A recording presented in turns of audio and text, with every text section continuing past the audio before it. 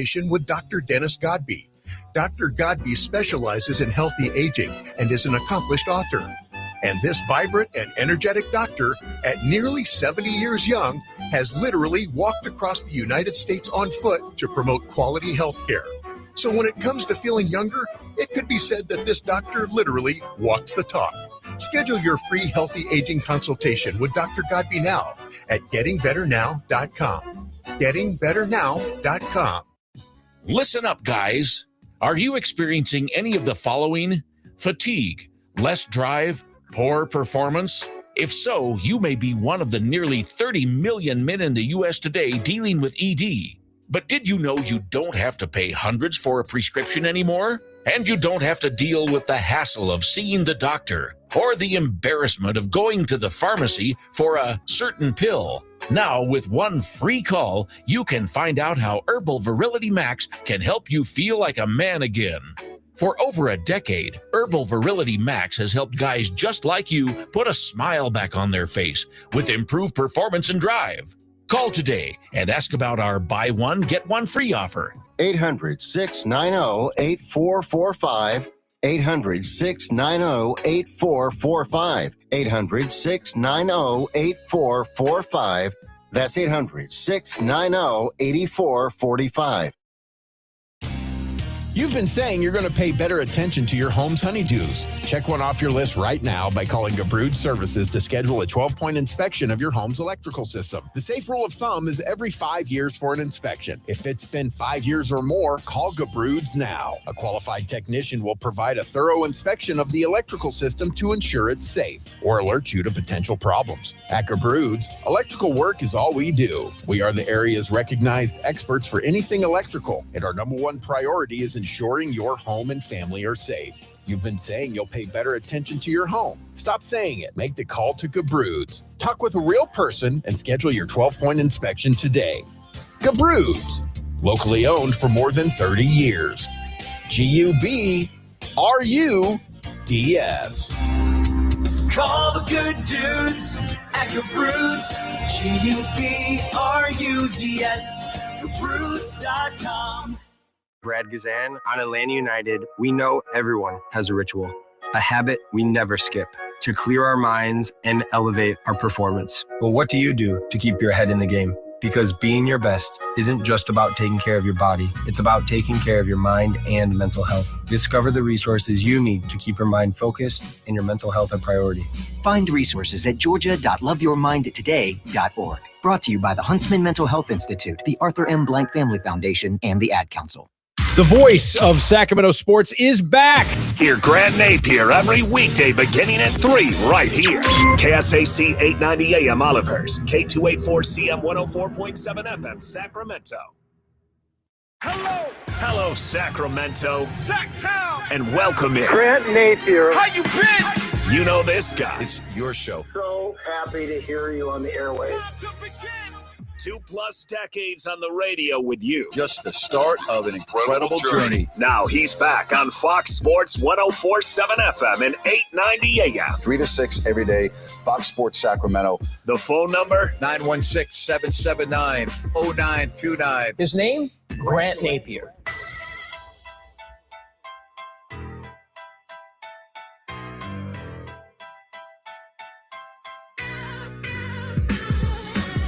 And a very, very happy New Year to everybody out there in Sacktown or wherever you might be listening from. Welcome to the Grant Napear Show. Ryan in Sacktown sitting in for Napes today. Do we have enough to talk about? What a, week? Couple days of college football? Man, there's some feel-good stories going on in the college football playoffs. It's also some detractors, too. Get into that a little bit later. Kings, difficult one last night. Confusing one last night. We tried to talk about it and break it down after the game with Jerry, and we're going to hear from him here in a little bit. Looking forward to that. Also, we have got you covered wall to wall today. Seahawks 49ers for the NFC number 1 spot for the conference. Damon Bruce is going to join us at 5 o'clock today to break down that matchup. Damon Bruce, also an Indiana Hoosier. You remember the last time Damon was on the show, we had to play the drop of him after the Hoosiers won the Big Ten championship. Great stuff. Once in a lifetime stuff. So we'll talk to Damon a little bit about that, but definitely about the Niners and the Seahawks. It's a huge game, massive game. Too bad it's on a Saturday night if you're a Niners fan. Grant made that point. And a huge thanks to Napes for letting me hold down the fort here today on Fox Sports Radio Sacramento. As always, it's your show. Give us a call. Get involved. You can also text the show, 916-779-0929. YouTube chat, what's up? I see you as well. Appreciate all the comments. We'll get to them. And again, a very happy New Year's to you. Hope everything went well, safe, excited about 2026. It's always funny when the calendar changes. What's the statutory period when the calendar changes that it's okay to still write 2025 on a document, a piece of paper, whatever it might be? It takes a little bit of adjustment, probably 2 weeks. You got to get that dialed in by 2 weeks. So back to the Niners and the Seahawks. Damon Bruce will be joining us at 5 p.m. Can't wait for that. Mark Haynes, who covers the Sacramento Kings, Section 105 podcast, also a writer. We'll get into that. He's going to join us at 4 p.m. Quick turnaround for the Kings. Losers last night in what was a very confusing game to me. I put out a tweet at the right after the end of the first half. And it was something to this tune, because we've talked about the offense for the Kings and the pieces. There might be more talent on this team than we've seen on other Kings teams in the past, but it just doesn't fit together. What makes it fit? How can you make it fit? And now we know. We're too far into the season. Game 35 tonight in Phoenix to know it's not going to work. But you still want to see decent basketball, right? Entertaining basketball. I mean, what's that top? It's in the top 2. Most of you are going to say winning is number 1. But I know personally, growing up as a fan of this team, effort, hustle, teamwork, however you want to encapsulate that into one word, that's near the top of the list for me. I could deal with 8 wins as long as the effort's there. So Doug Christie has been searching, looking for different combinations, and it's not been easy. Let's be frank about it. The Kings have been injured this entire season. Yes, every team in the NBA deals with injuries, but it's been a constant flow for the Kings, which means the rotation has been inconsistent, confusing, right? Well, back to my tweet. The first half of last night's game offensively, after a couple of games where it was really sticky, really ISO-based, we're not even going to crack the cover of what happened against the Clippers. No reason for it.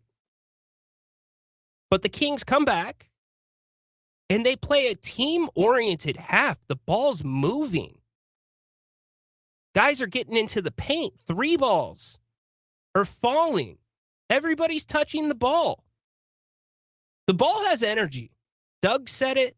Jerry Reynolds has said it. I've said it. Any of you that have played basketball competitively, or heck, maybe it's at your local gym. There's a difference in playing the game when you're touching the ball regularly rather than just running up and down the court. So anyways, not only was that happening, but the Kings were scoring at all three levels. And it wasn't one player. It was multiple players. It's like, wow, okay. You know, just for a half of basketball, I guess this is how it could work. And you still have Domantas Sabonis out. You still have Zach LaVine out. No real update on Zach LaVine. Should be reevaluated soon. We'll let you know if we hear anything officially from the Kings. And then the third quarter starts, right? Run from the Celtics, 8-0. Kings respond with their run. Go into the fourth quarter, tied up, 88 up for grabs. And everything regresses from the 7-minute and 30-second mark. It regresses. It's hard to explain. In fact, after the game, both Keegan Murray and Keon Ellis were asked, do you feel like the Celtics won the fourth quarter, or do you feel like you guys lost the fourth quarter? We've got their answers. We'll play those here in a little bit. Super confusing.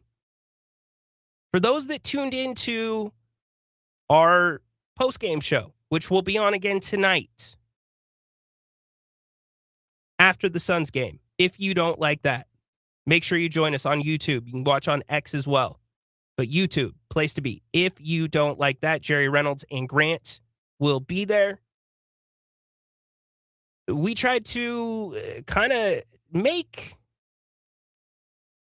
sense of the positives while also acknowledging the negatives and the frustration. And although it's one game in 82, and again, I reinforce the Kings are 14th in the West. We know where they're headed. Half the fan base is excited that they lost last night because of draft position. But then you also have a part of the fan base that is confused because they care. And I'm not saying the other part of the fan base doesn't care. They care too. But they're invested. You just see this train that's moving at a steady pace. It's like, man, that looks okay. You know, I could deal with this. Is this where we're building on? And yeah, Keegan Murray, awful game last night. And the Kings intentionally are trying to get him going. And I appreciate that. You see some of the adjustments that Doug Christie, and he'll talk about that here in a little bit. Got a couple drops from him from after the game.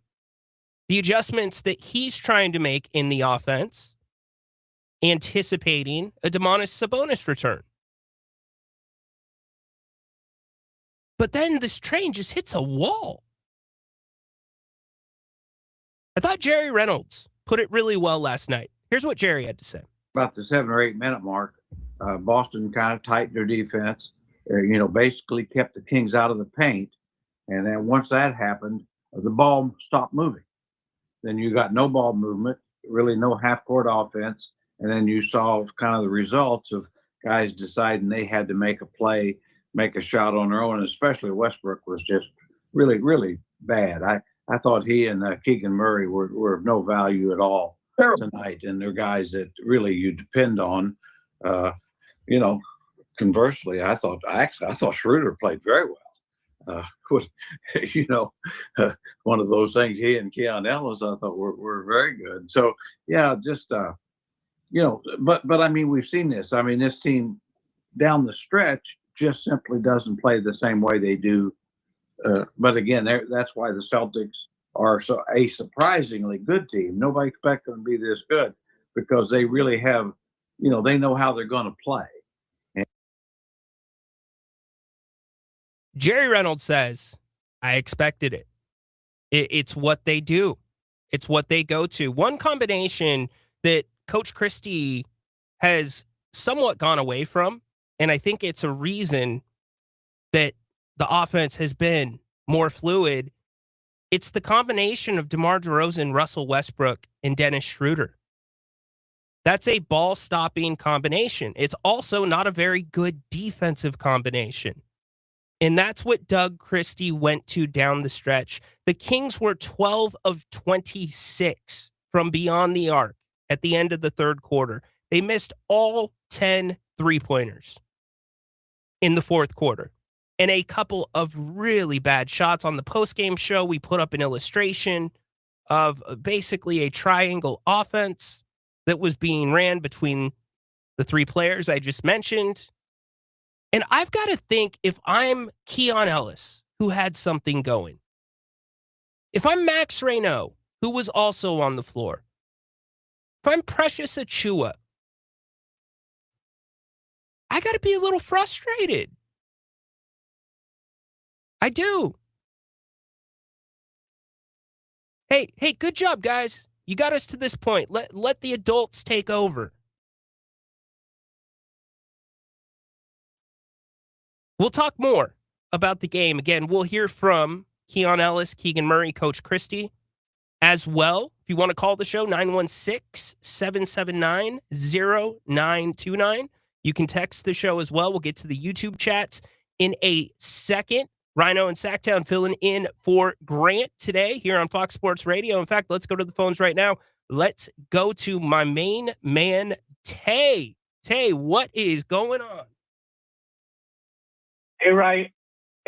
Happy New Year, first Happy of New all. Year, buddy.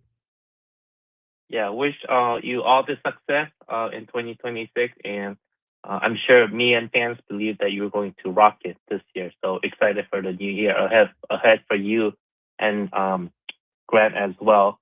I just want to talk about Keegan Murray based on something that Grant particularly pointed out from last night's YouTube show, in that, have we come to, or are we starting to accept that Keegan Murray is not going to be, the main man or even the second man, but more of the third, fourth, and even the fifth man, kind of like a Harrison Barnes type. I'm going to throw out three different players' names to you. Trey Murphy III, OG Anunoby, Jalen Johnson. My question is Keegan Murray better than any of those comparable 3-and-D players in your opinion? It's a great question, Tay. So he's not better than, right now as we sit, Murphy and Anunoby. Jalen Johnson, he's kind of on the way up. He's a different player. He's more athletic than Keegan, but yeah, very good question. Continue. Yeah, and the reason I ask that is if your answer is that Keegan is not better than any of those players, then I think it's a major concern that we gave him the $28 million annual dollar deal for the 5 years. I understand that we had to pay him because he is the only 3-and-D type of player that the Kings have. But, comparing him to, some of the other players I just listed, I think that's concerning. That, we might be even cap struck, even if we offload on Levine and others' contracts. But it's, he's going to the rim, but, more aggressively, definitely than his, previous seasons. It's a broken record talking about his decreased 3-point percentage. But it's starting to becoming, I think, Grant put up a good point that maybe we have to accept the fact that he's not ever going to be a prolific scorer, but just a, solid piece to a, potentially contending team. Yeah, Jerry made the same comp last night about Harrison Barnes. And there's a couple things, Tay, that cause me to pause. Right now, I am fine with what you are paying Keegan Murray. I have no issue with that. He can guard 1 through 5 if he was not on the Kings and he was on a playoff team, you would hear his name in consideration for the all-defensive team or second team. He would be in that talk. He is that good defensively. The two things that I think we need to balance or we need to consider looking at in making a judgment on Keegan Murray is I think we overvalued him offensively after the first year. He sets the three-point rookie record. He knocked him down. He always says, a lot of NBA guys say this, it's a make or miss league. He got very, very clean looks because that offense was running efficiently. So I think there is a little bit there where we overvalue. But on the flip side, he's never really had the chance to be featured. So I don't know what Keegan Murray is or can be until I have a sample size of what you saw last night. And last night didn't look good for Keegan. The Kings went to him. It didn't. He got good looks, and he missed them. But that's one night. I need a sample size of that over 25, 30, 40 games. And with a team that is 8-26, there's no reason to continue stunting the young guy's growth by playing massive minutes for the vets that won't be part of the future. Now, it doesn't mean that the vets don't earn and should get minutes, but you got to start figuring out what you have. If you're not figuring out what you have right now, you are wasting time. You're really not building anything. You're spinning your wheels until the guys move on that you're featuring. And now it's time to take a look at Keegan. It's time to take a look at Devin Carter, etc. And we also have to acknowledge this, Tay. Keegan's been hurt this entire season for the most part. He's only played in, I believe, 17 games. I think tonight will be his 17th or his 18th game. So that plays into it as well. DeMar DeRozan came in, took a lot of shots last year that probably would have gone to Keegan, et cetera, et cetera, et cetera. So it makes it so hard to judge what you have in him, especially when you look at a Davion Mitchell, who everybody thought was great point. I guess we can move on. Look what he's doing in Miami. So, hey, Tay, appreciate the call. Thanks for kicking us off well. Good job, Tay. Good stuff from Tay. Grant Napear Show. Ryan and Sacktown filling in for Napes today. Again, Happy New Year. It's our first show of 2026. We've got a loaded show coming up. Promise you, I'm not going to hammer you over the head with the Kings. Got a ton of college football that I want to get into. Indiana, my goodness. Indiana is an old school football team from back in the days when there was no portal, when teams stuck together, played for years together. Somehow, Coach Cignetti has formed that in this era of college football. Speaking of the portal, it's open. 4,500 athletes plus have entered the transfer portal. The Wild West is open for business in college football. Also, Damon Bruce, 5 o'clock, Niners and Seahawks. We'll get into that matchup. And actually, speaking of the portal, we've talked about how college football has been it's a mess right now. I use the term the Wild West. We will look back on this era of college football and shake our heads like, man, once they put rules into place, however they're going to do this with the portal, and I have no problem with NIL, I would just say the negatives, let's take NIL out of the conversation. The negatives with the portal far outweigh the positives for the sport of college football. But I do have one positive that I want to get to you as well. So we've got a full show ahead. Your chat on the YouTube page coming up here in just a few minutes. Call the show again, 916-779-0929. Rhino in Sacktown in for Napes today. We'll be right back here on Fox Sports Sacramento. We are Opportunity to tell people about your products and services so they know who to spend their money with. Fox Sports Radio has a Mount Rushmore of sports talk talent. Patrick, Cowherd, Gottlieb, and Sacramento's own Grant Napear, and they have an audience you can take to the bank. This is Fox Sports General Manager Kurt Bagelman. Sports Talk listeners are a unique, target-rich group of consumers. They're employed, they earn six-figure incomes, 2/3 own their own homes, and they listen to the radio longer. Let me repeat that. They listen longer, so your commercial message has more opportunity to be heard. It costs nothing to learn how a good strategy and a great schedule could help your business. So call me, 916-779-0914. 916-779-0914. Radio gets results, and we are here to help. Call 916-779-0914. Listen up, guys. Are you experiencing any of the following?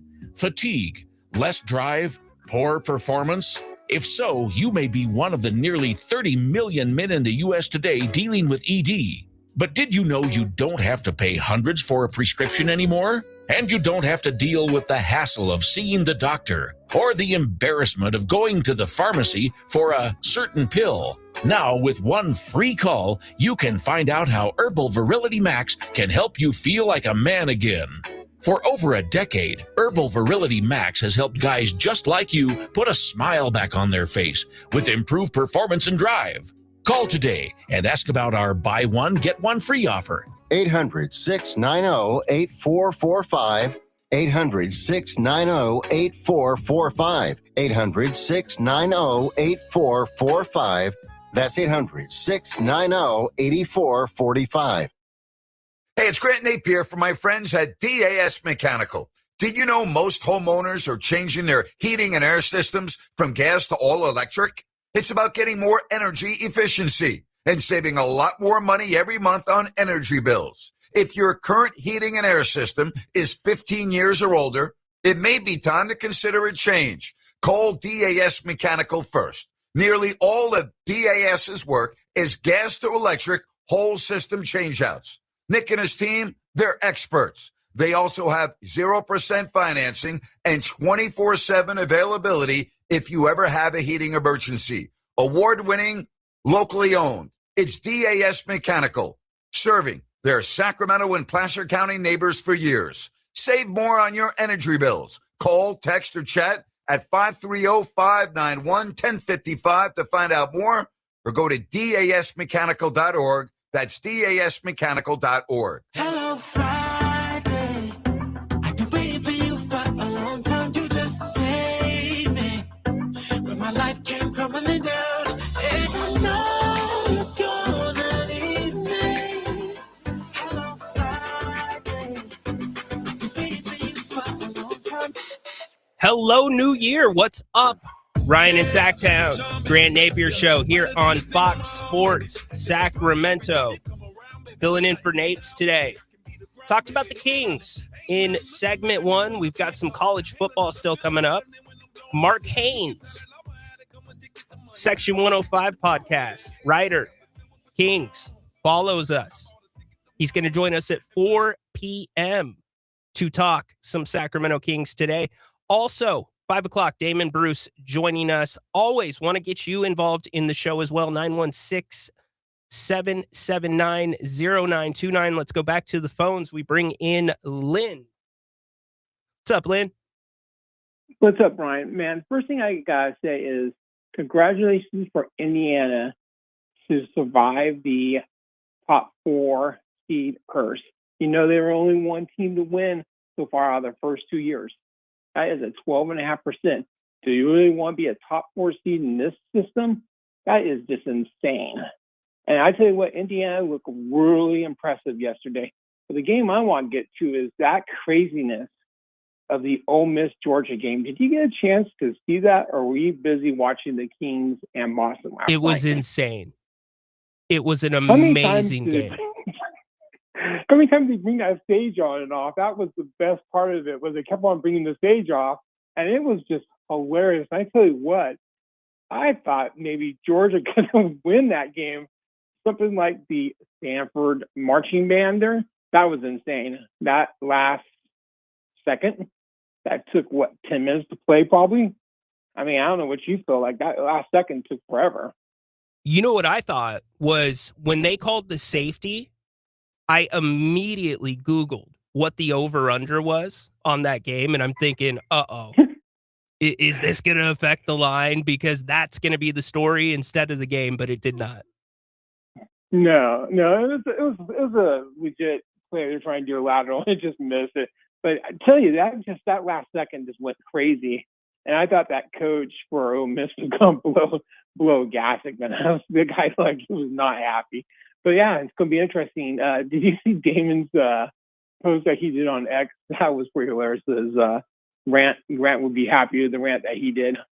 I did you guys not check that out. I did not, but we'll ask him about it at 5:00 today. And what's funny is I know he's a big Big Ten guy, and I'm gonna remind everybody since 2000, SEC is the powerhouse in college football. They have won 14 since there, and the Big Ten only got 3. So I mean, a lot of people give SEC a lot of credit. A lot of people were giving a lot of the people who follow college football a bad rep for Indiana winning. But hey, I mean, the SEC has always been the strongest conference in the last 25 years. I don't know what your take on that is. Yeah, you kind of have to break it up, though. It's a different time now. It's now 2 power conferences.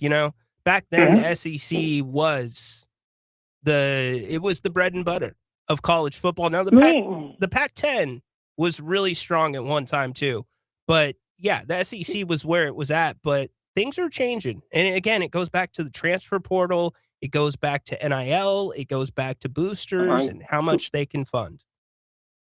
Let me ask you one quick thing. If this playoff system was around, let's say 5 or 6 years ago, do you think all these teams would migrate out of the Pac-12, out of the Big 12 into the SEC, all the teams from the Pac-12 went into the Big 10 and all the different conferences? That would have been nice to have the Pac-12 and the Big 12, the Big 10, and all these conferences stay the same.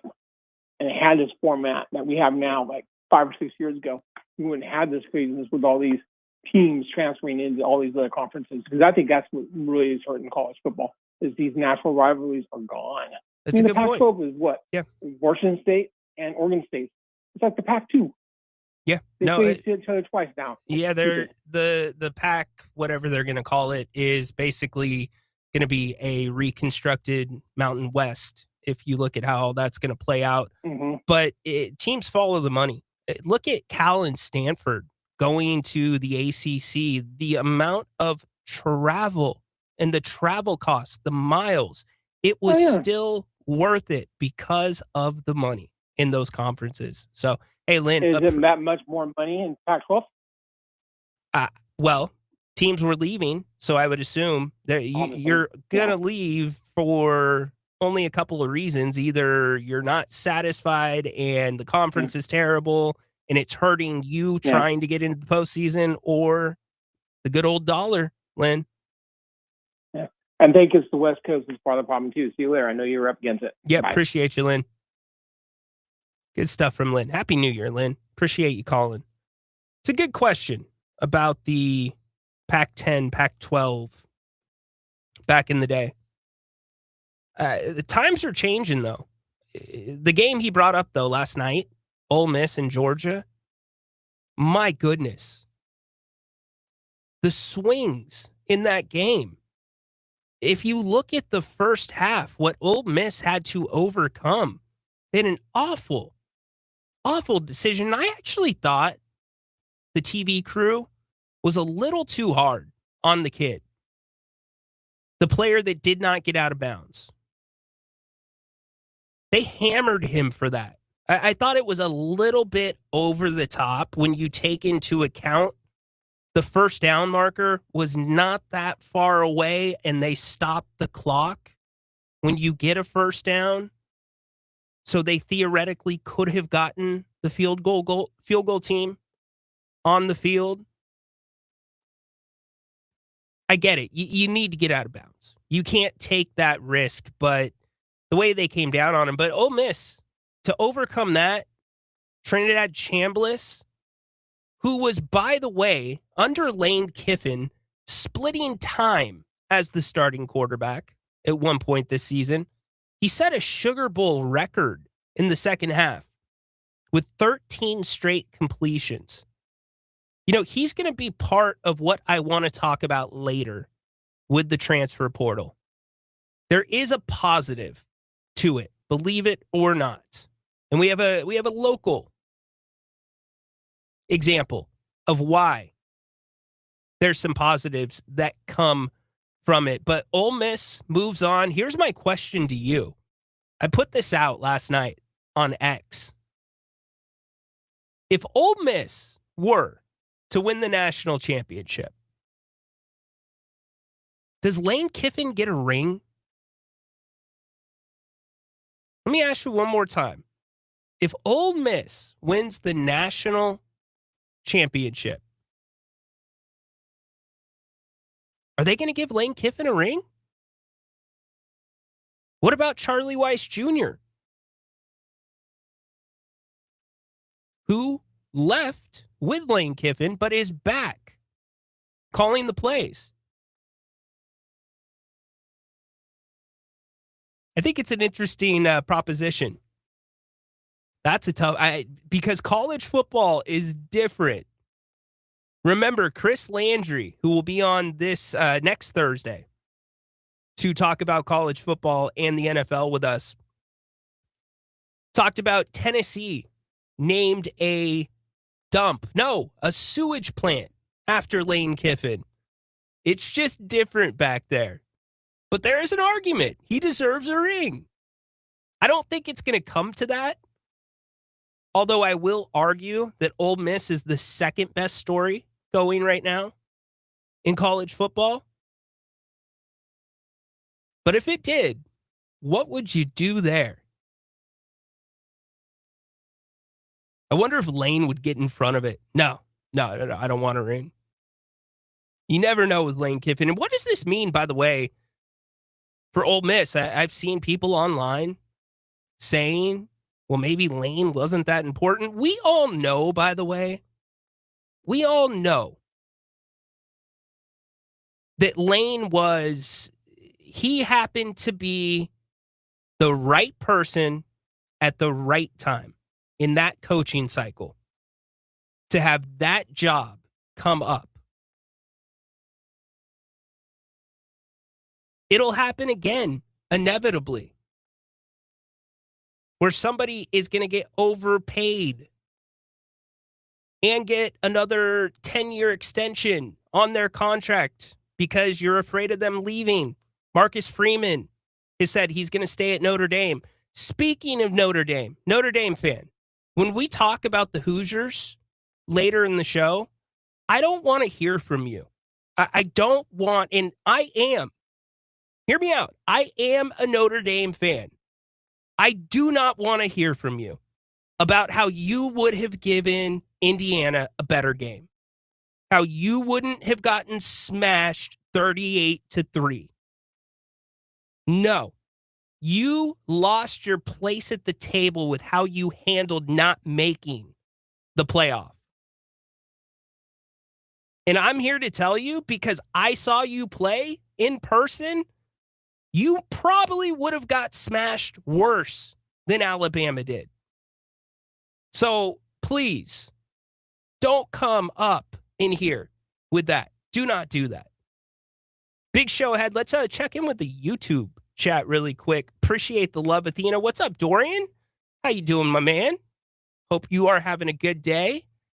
Pretty sure the Beavers don't even have a football team anymore. Haunted Horse says, talking about Oregon State.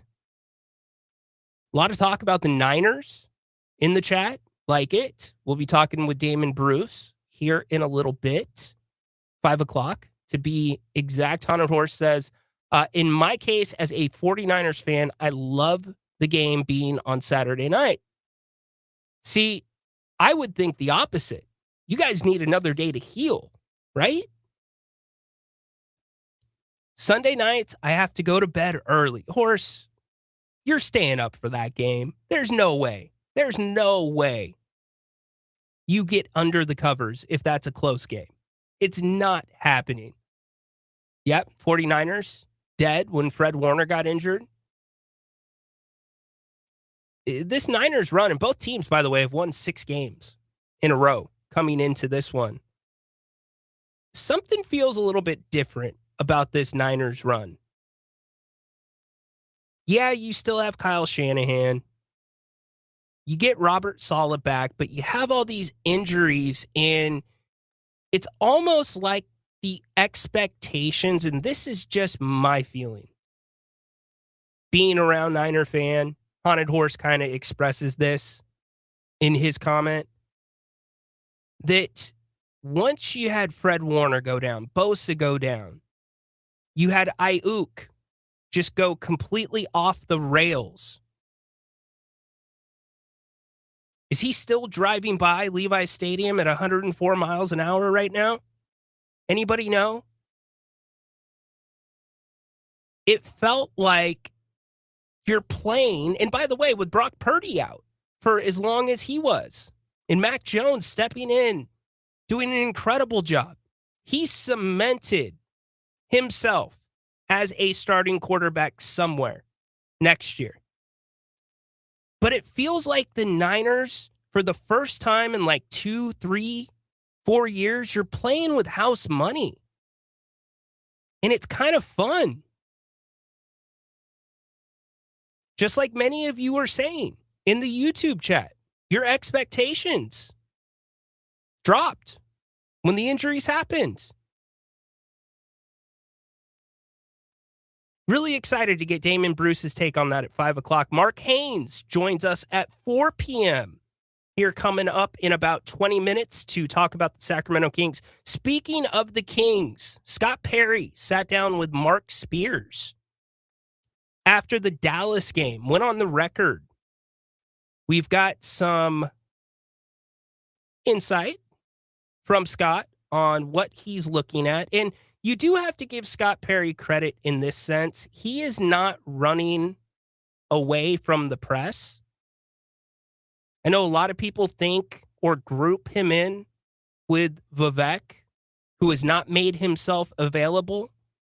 I'm not going to knock Vivek for not making himself available at times that you wouldn't usually be available as an owner, but I certainly will knock you when you hire a new GM and you're not up there with him. Same could be said about Doug Christie's hiring. You'd like to see Vivek up there as well. He wasn't. You know why? Because there wouldn't have been a single question directed to Scott Perry or Doug Christie. So I can't group Scott into that. He has done radio interviews, most recent now with Mark Spears. We'll get into that here in a little bit. We've got sound drops from last night. We get you ready for the Suns and the Kings tonight. The Kings 12.5-point underdogs. We'll get into that with Mark Haynes at 4 p.m. Appreciate y'all. We'll get to the chat line here on the other side. The Grant Napear Show, Fox Sports, Sacramento.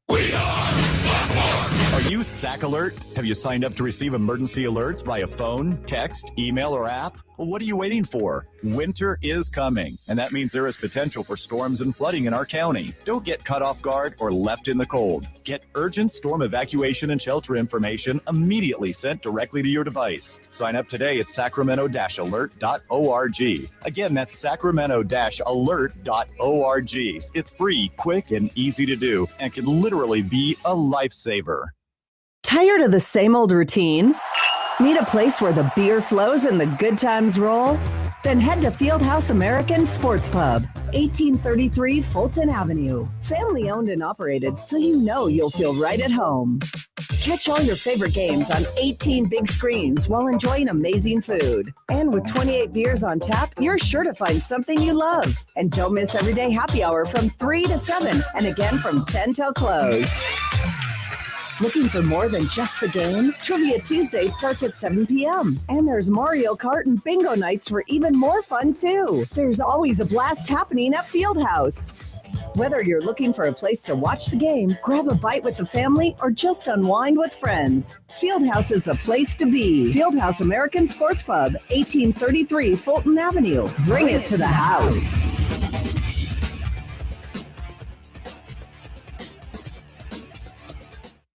Listen up, guys. Are you experiencing any of the following?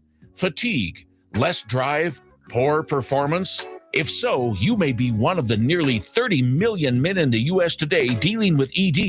But did you know you don't have to pay hundreds for a prescription anymore? And you don't have to deal with the hassle of seeing the doctor or the embarrassment of going to the pharmacy for a certain pill. Now, with one free call, you can find out how Herbal Virility Max can help you feel like a man again. For over a decade, Herbal Virility Max has helped guys just like you put a smile back on their face with improved performance and drive. Call today and ask about our buy one, get one free offer. 800-690-8445. 800-690-8445. 800-690-8445. That's 800-690-8445. Call the good dudes at Gabrudes.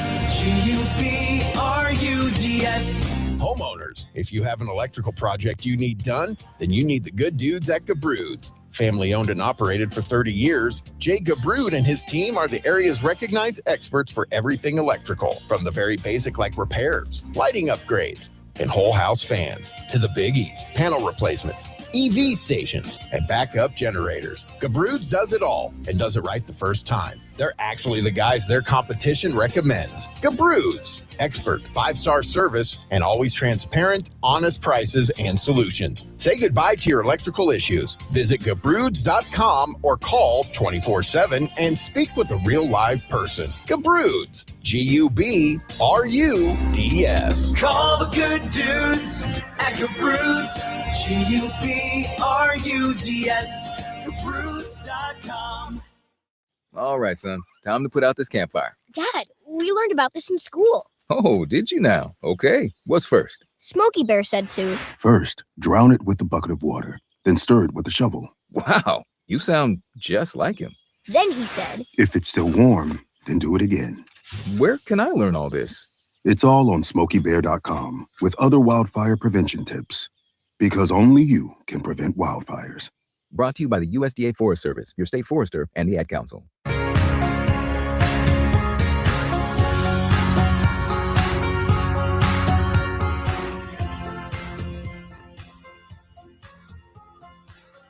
Grand Napear Show, Fox Sports, Sacramento. Ryan in Sacktown with you.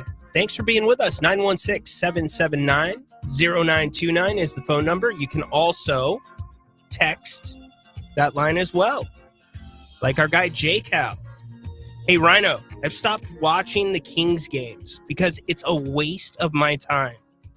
I just tune into your post games. Keep up the great work. Appreciate it, J-Cal. You know, a broom, just want to make this clear, a broom would do a great job on any show with Grant and Jerry Reynolds. Let's be real about that for a second, but thank you, J-Cal. We will be on tonight after the Kings and the Suns. The Suns have not played since New Year's Eve, coming off a blowout loss to the Cleveland Cavaliers, so it'll be their first game back in Phoenix.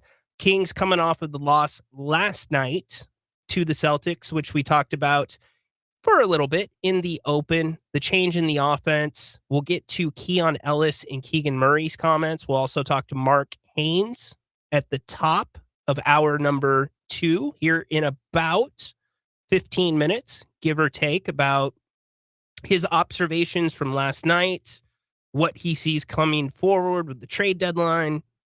How about Max Reynaud? Max has been really good as well. That's one guy that I do not want to see go away. However, there is one person that I could do without. I give 49er fan a hard time because I'm a Seahawks fan. It's what we do. It's give and take. It's fun. It's good-spirited, right? But I hate to see people outstay their welcome. Like, to me, it's just a little unsavory. Like, you know that guy, one of your friends in high school that was still going to the high school football games 4 years after you graduated and wearing their Letterman jacket to the games? Yeah, those kind of guys. Well, there's them, and then there's a step beyond that. Like Jerry Rice, right? You're Jerry freaking Rice. Enough said. You standing on the sideline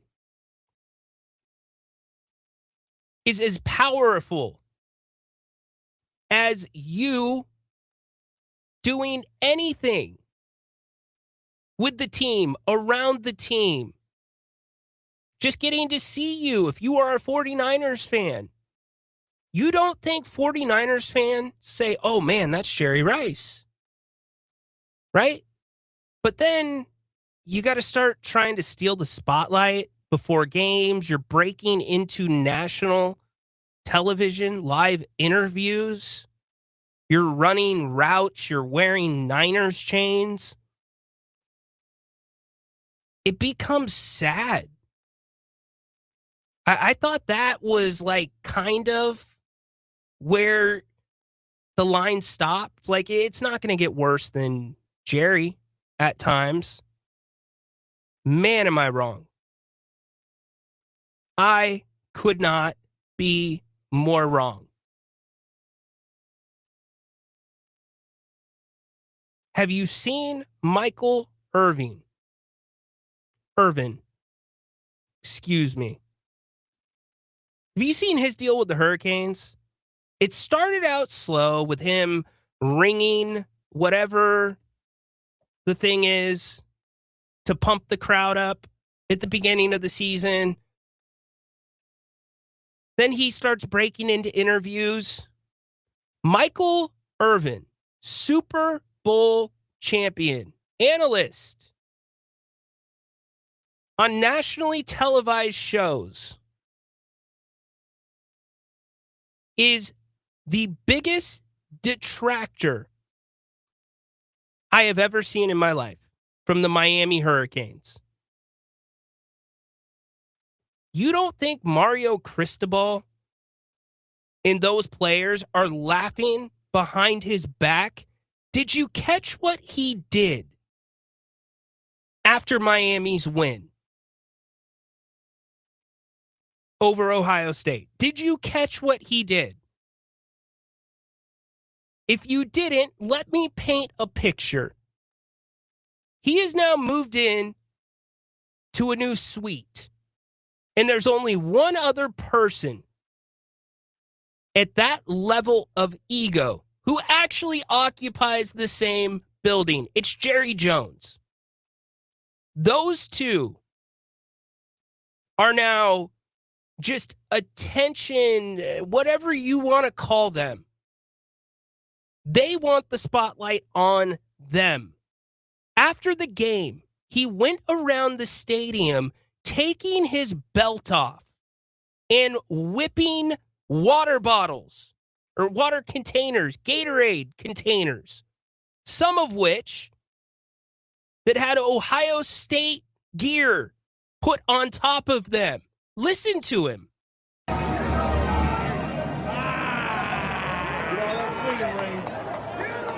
I told y'all not to come to this stadium.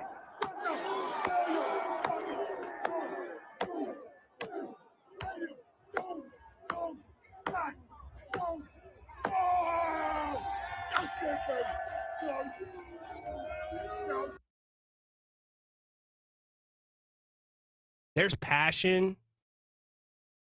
Then there's idiocy. Narcissism. Like, seriously, if you have not seen the video, and I am explaining this as I am to you, it is exactly what you are probably thinking. Michael Irvin ripping or pulling up his shirt, ripping his belt off, swinging the belt around, and whipping the Gatorade containers. And you know the worst part? There must have been 15 cameras standing around him. That's sad for those Miami kids who've worked their tails off to get this team to the semifinals in the college football playoffs. Those 15 cameras belong on those kids, not on you, Mike. It's old. It's tired. You are in a new class of your own. Go away. It's sad. A football legend having to take attention away from the kids that deserve it. Unbelievable. I told you not to come into this house.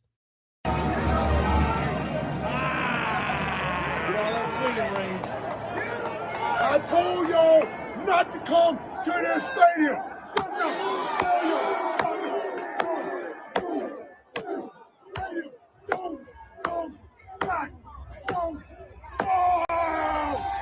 He's got another story. Can't make it up. You really can't make it up. Big Al, South Sac, what's up? Yeah, I'm on it with you. You got to remember the source. You got to remember the convicts versus the Catholics in the era he played. Poor Jimmy Johnson was trying to redeem some of those. I got to be careful what I say there. The South Miami Beach kids. You wonder if they even could academically pass an SAT or ACT, but they had a heck of football teams back in that era. But just low class. The Miami kids of now, or Miami has changed in the last administrative change. They're solid kids now, but they were hoodlums. That team Miami he played on, hoodlums. Anyway, appreciate it. Thanks, Big Al. Yep. Yeah, I don't know. I can't speak to academic levels linked to just idiotic behavior. I don't know the ties between the two. I'm not going to make that jump. But I am going to tell you, Michael Irvin needs to be banned from the sidelines. Mike, you're hurting them more than you are helping them. And national media, ESPN, local reporters, do the kids a favor and point the camera off of him and put it on the players. It's where it belongs. Crazy. Hey, we've got Mark Haynes coming up here in just, we're 5 minutes away from it. Looking forward to it. Mark Haynes, Section 105 podcast. Love the name of that podcast, by the way. We're going to be talking Kings basketball. Also, still ahead, we've got Mark Spears' interview with Scott Perry, Damon Bruce, 5 o'clock to break down the Seahawks and the 49ers. And your chat messages. Rhino, off the clock, just like the old days. Appreciate it. Good stuff. We'll get to that and all more here in just a little bit on the Grant Napear Show, Fox Sports Sacramento.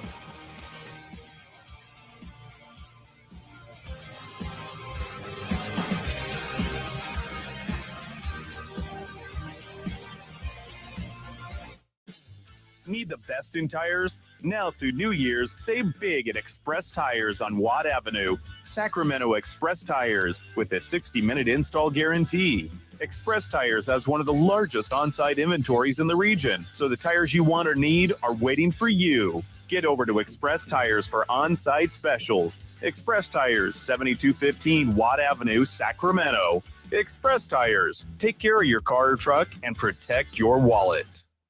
Hey, it's Grant Napear for Village Financial Group. I have known broker-owner Spencer Grimmenstein for 25 years, ever since he began his family-owned business. Whether it's a home equity line of credit, or buying or selling a home, Spencer is a very creative financing specialist with access to private money. Check out Village Financial Group at bfgloans.com or call Spencer at 916-805-4868. Be sure and call for the investor special. And if you go to their website, bfgloans.com, you can find over 9,000 properties available for purchase. Folks, Spencer is awesome. Trust me. Again, I've known the guys since 2000. It makes sense to call Spence at 916-805-4868. Village Financial Group, looking out for your best interest. Call 916-805-4868. You've been saying you're going to pay better attention to your home's honeydews. Check one off your list right now by calling Gabrud Services to schedule a 12-point inspection of your home's electrical system. The safe rule of thumb is every 5 years for an inspection. If it's been 5 years or more, call Gabrud's now. A qualified technician will provide a thorough inspection of the electrical system to ensure it's safe or alert you to potential problems. At Gabrud's, electrical work is all we do. We are the area's recognized experts for anything electrical, and our number one priority is ensuring your home and family are safe. You've been saying you'll pay better attention to your home. Stop saying it. Make the call to Gabrud's. Talk with a real person and schedule your 12-point inspection today. Gabrud's, locally owned for more than 30 years. Gubrud's. Call the good dudes at Gabrud's. Gubrud's. Gabrud's.com. Simply put, there aren't rivals. There's backup plans. nobody on the dial has more star power. Just the start of an incredible journey. Grant Napear, welcome home. Love that you are with us here. Dan Patrick. 6 to 9 a.m. Colin Cowherd. Right after Dan Patrick. And Grant Napear. Oh, we got the big dog in Sacramento. There's only one sports station in Sacramento, and you're listening to it. 104.7. Be sure and download the Fox Sports KSAC app. Wouldn't it be great if life came with a remote control? You know, you could hit pause when you needed to, or hit rewind. Like that time you knocked down that wasp's nest. Uh-oh. Or that time you forgot to roll up your windows in the car wash. Fantastic. Yeah, a remote control would have come in handy then. Well, life doesn't always give you time to change the outcome, but prediabetes does. With early diagnosis and a few healthy changes like managing your weight, getting active, stopping smoking, and eating healthier, you can stop prediabetes before it leads to type 2 diabetes. It's easy to learn your risk. Take the 1-minute test today at doihaveprediabetes.org. Life doesn't come with a remote control. Yikes! So you're on your own with the wasps. You have the power to take control of prediabetes. Visit doihaveprediabetes.org today. That's doihaveprediabetes.org. Brought to you by the Ad Council and its prediabetes awareness partners. Tell your friends. Grant's back. Grant Napear is back on the Sacramento airwaves right here. KSAC 890 AM Olivehurst. K284CM 104.7 FM Sacramento.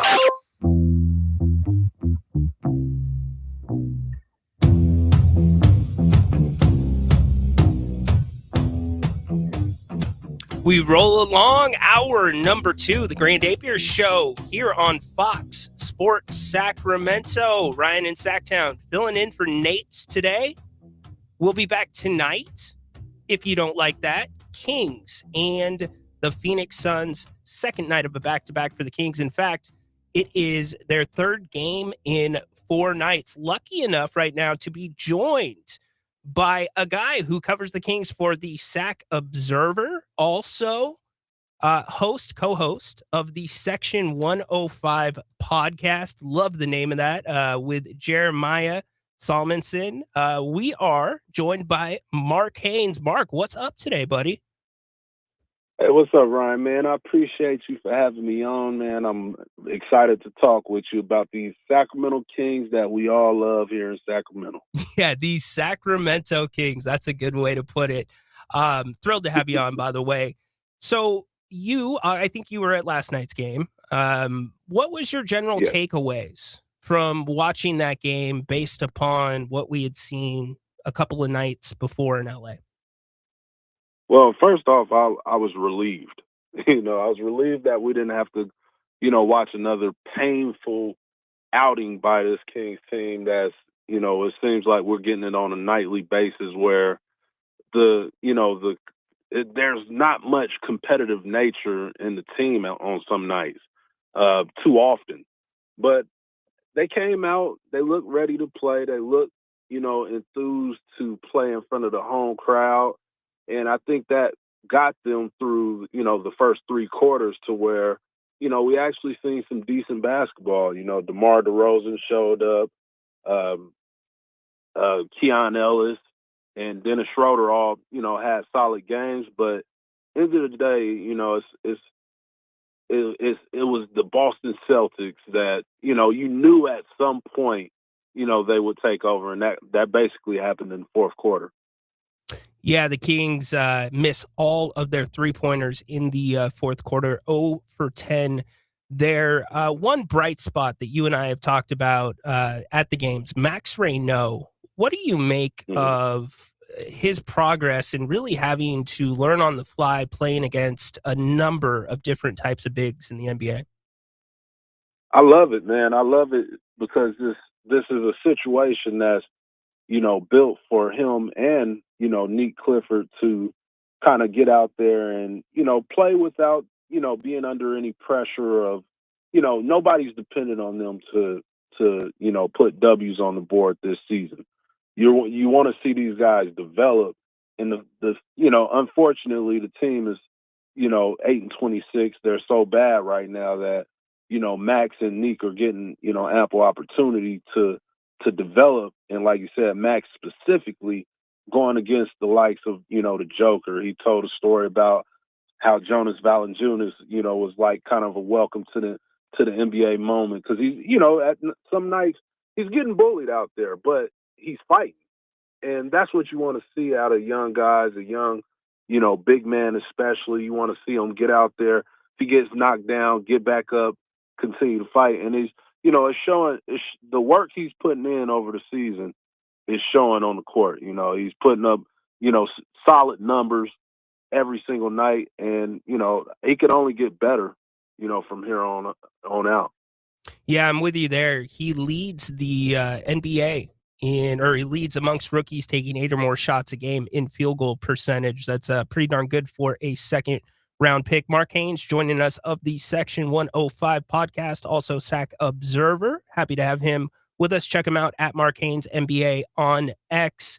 As for the offense last night, I was very critical of this. It looked like for 3 quarters, at least for a half of basketball, there was a little light at the end of the tunnel, knowing that these pieces likely will not all be together by the end of the trade deadline, but you could see how they might be able to fit. And then you get to the fourth quarter and it just becomes isolation basketball. Feels like we're seeing that way too much at the end of games, Mark. Yeah, and I wonder if I've seen that too, but I wonder if, like, are the guys running out of gas? Are they, putting out so much energy? This is not a good defensive team, but there has been times where even when Zach was before he got hurt or whatever, especially at the beginning of the year, you can see a little extra effort on the defensive end. You can see a little extra effort on just trying to get up and down the court. But this is an older team. DeMar DeRozan and he's not a spring chicken. You know what I'm saying? And I wonder if like especially last night, if they kind of just got wore down. And once everything slows down, it slows down everywhere on offense, on defense, and that's when things gets ugly.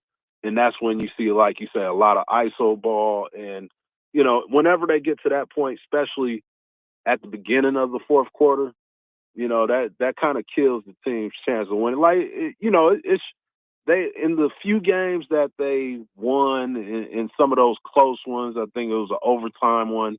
You need that DeMar DeRozan type player who you could just get a ball to and get out the way and get a bucket. But for long stretches of time, that's not going to help. Is not going to equal any wins. Yeah, no doubt about it. And we've seen in those games, Mark, where DeMar's hit those shots and kept the Kings in it and or won it. But we're talking Kings here with Mark Haynes. Dude, you got to let me in. I know what it means, but how did you and Jeremiah land on the Section 105 podcast as the title? It was actually extremely hard. It was difficult because we were. I remember I was driving. I was driving from my hometown of Fresno, California, and I was coming back up to Sacramento, and we threw out a bunch of names. Like one name that came out, and it was hilarious, and that was the reason we almost went with it. Was and we asked like ChatGPT or something like that or whatever, and it was like Dr. Haynes and the Salmonson of Doom. It was like if we can make people understand that this is a basketball pod, I was sold because I'm a big Marvel nerd. So I was like, yeah, I like that. And I think I'm gonna start referring to myself as Dr. Haynes, even though I don't have a doctorate or anything. But then after a while we kind of kept pondering, and then I thought about it, and I was because one thing, and we have to have you on the show as well. We were like, you know what? Well, I texted him. I was like, what section do we sit in? Is it dominantly 105, 104, or whatever? And he was like, it's 105. And I was like, what about section 105? Because that's where we sit every game when we're watching the Kings. Yeah. That's where all of us, all of our colleagues and everything. And then once we figured that out and came up with that, it was sold. We had to use it. It's so good. Simple, has meaning. Absolutely love it. Would love to come on the show sometime. That would be awesome. So have Mark Haynes here for a few more minutes with us talking Kings and talking Suns. When we look at the team, we look and we've heard who might be available. It seems like pretty much everyone is available within reason. What do you think, or who do you think is the most realistic piece to move off of this team first? Well, I guess the obvious one that probably we all might agree on is Malik Monk. Malik Monk he's fell out of the rotation. That's not the move I would like to see, but it's just that's where all the fingers are pointing in that direction. His name has been circulating in the trade rumors since the summer, and now that he's out of the rotation pretty much completely, it's almost like now Doug throws him in the game just to kind of get the crowd off his back, right? Because he played 6 minutes last night or whatever. But I think he's a safe move. I think his contract will give the Kings a little flexibility on who they approach and who they try to get back. Because when you look at the DeMars and Zachs and even Sabonis to an extent, they're going to be very difficult to move and get back the value that you want. Being that the team is so bad, the whole league knows this. The whole league is aware of how desperate the Kings need to make change and need to make positive change. Bingo. So, and when somebody's desperate, it's easy to take advantage of them, and, I don't see any teams calling like you see, Trae Young names is out in the air or whatnot. He's just the first one I thought of. But like, I imagine if the Hawks did any deal, they would be like, we want a first round pick. And that's the one thing the Kings can't afford to give up is picks. So like, I think when it comes to those guys, and it's going to get really tricky. So I think Malik Monk is kind of the guy that's going to be moved first and have to go. Yeah, it's becoming more apparent, as you said, about Doug in the rotation, that he is the odd man out to a degree, which moves me to Keon Ellis then, who's going to be an unrestricted free agent. If the Kings want to extend him, they have until February 9th to do so. But if you're Keon, Mark, what are you making of the opportunities you've been given so far this season? If I'm Keon, I'm doing exactly what he's been doing since day one of wearing a Sacramento Kings jersey. Every opportunity he gets, he takes advantage of it. If it's 2 minutes, that's how, 2 years ago or whatever, that's how he even got into the rotation or whatever. He would get a minute or two here, in blowout games or whatever, and he's just playing hard all the time. Not afraid to make mistakes, not afraid to take big shots, not afraid to, gamble. He's doing like, if what I really, really want, I want Nick Clifford to be more like Keon. I want him to gamble. I want him to make mistakes. But this is the Kings are 8-26. Like, who's getting in trouble for shooting too much? That's a great point. This is a time to take advantage of the opportunity, and I think that's what Keon is doing, and I think that's what he's done since day one. When he was a two-way player, any opportunity he got, he was fearless, and he continues to play hard every night. And if I'm Keon Ellis, I do that until I figure out what's next. Or am I going to be a Sacramento King, or am I elsewhere? Because if I'm elsewhere, I'm taking this same attitude with me. Yeah, a lot of teams, a lot of NBA insiders have him pinned as one of the better, and it's a thin trade deadline at the position, but better 3-and-D guys that could be available at the league. We've got Mark Haynes with us for just a couple more minutes. Go check him and Jeremiah out, Section 105 podcast, Sac Observer as well, reporter covering the Kings. The big argument on this show, or the big discussion, has been largely around Keegan Murray. And it came up earlier today. Do we overvalue him? Do we undervalue him? Has he not really gotten a fair shake to see what he can do offensively? How do you evaluate Keegan Murray and what he's going to mean, or what you think the team sees him as going forward? I think the team believes in him. Obviously, when I say that, I mean the front office. Obviously, they paid him, extended him, gave him, $140 million, whatever it is. I do believe Keegan is underachieving, and I don't think it's fully his fault. I think it's been, we've been in Sacramento for a long time, and we've seen how difficult it is to play under, frustrating circumstances where you got, changes in the front office, changes with coaching, changes with, rotation and things like that. And I do think when the Kings signed DeMar DeRozan, when they brought DeRozan in, I think that kind of stunted Keegan's growth a little bit. And maybe I'm giving them excuses here, maybe not. Oh, But don't worry. I get killed for that. You're good. You got full runway. So, but I do think, like, it was kind of like, I think he came in with a game plan. We thought he was going to have this kind of breakthrough year, and then you fall behind, DeMar DeRozan, De'Aaron Fox, and then, later Zach LaVine or whatnot, and getting your shots. One thing, and I think this is a problem with the entire offense. I don't think anybody really knows where they're going to get their shots from. And it's very, very difficult to get a rhythm. It's very difficult to shoot the ball. And, when you think about his rookie season, when he broke the rookie record, made 200 threes, he knew his role as on the offensive end. He knew where his shots would come from. He knew where he needed to be at certain times. And now, ever since then, I don't think he's been comfortable, and I don't think he necessarily understands, what is his job on offense. Because even now, it looks like they're trying to involve him a little more and putting him with some actions coming off, screens and pin downs and things like that. But he's coming off those screens, and he's not even looking at the basket.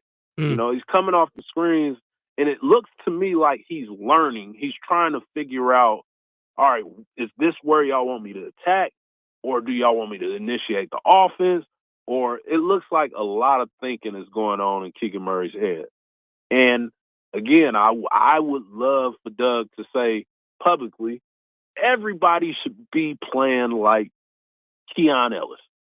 Get in there, shoot the ball, play defense, don't worry about making mistakes. Don't worry about necessarily making the best play. Just go out and play hard. And that's what I would love to see from Keegan Murray. It's such a great point. It really is. And I think this concept that Doug Christie has talked about, he wants to teach the guys how to play instead of a play. I think that's a concept that happens organically with a group of guys. I don't think you can just take any group of guys. It's a chemistry that's there or not. And when you don't have those defined roles, sometimes you see what happens with Keegan, and we've seen it with other players on this team. Exactly. Because you look at, even with Malik Monk or whatever, for whatever reason he's out the lineup, but he's been arguably, one of the top 5 players on the team since his, tenure began here in Sacramento or whatever. And he's fallen completely out the rotation. His production has dropped. And, everybody all up and down, from DeMar DeRozan to Sabonis. Sabonis is used to, orchestrating the offense and being involved in DHOs. That went away. Yep. Everything changed, and it seems like the whole team. So it's like, I know Keegan Murray is getting a lot of the, attention when it comes to, underachieving, but I think this is just a really difficult situation. But end of the day, he has to play better.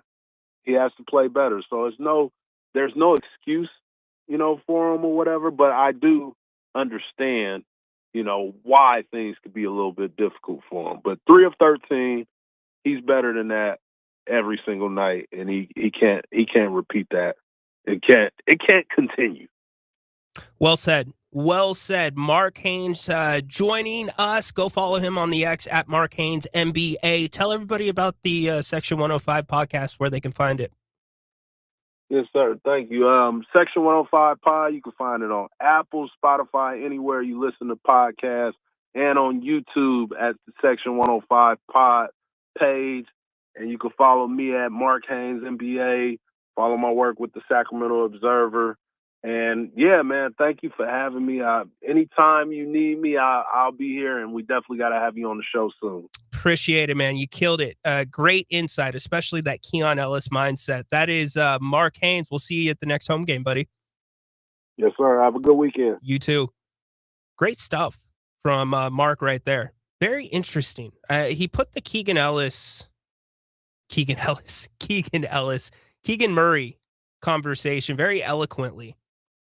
A lot of truth to what he said, but the Keon Ellis mindset, that is something that I didn't consider. It's something that's not crossed my mind. Very interesting stuff. So go check Mark out. Really good stuff. Him and Jeremiah on the Section 105 podcast.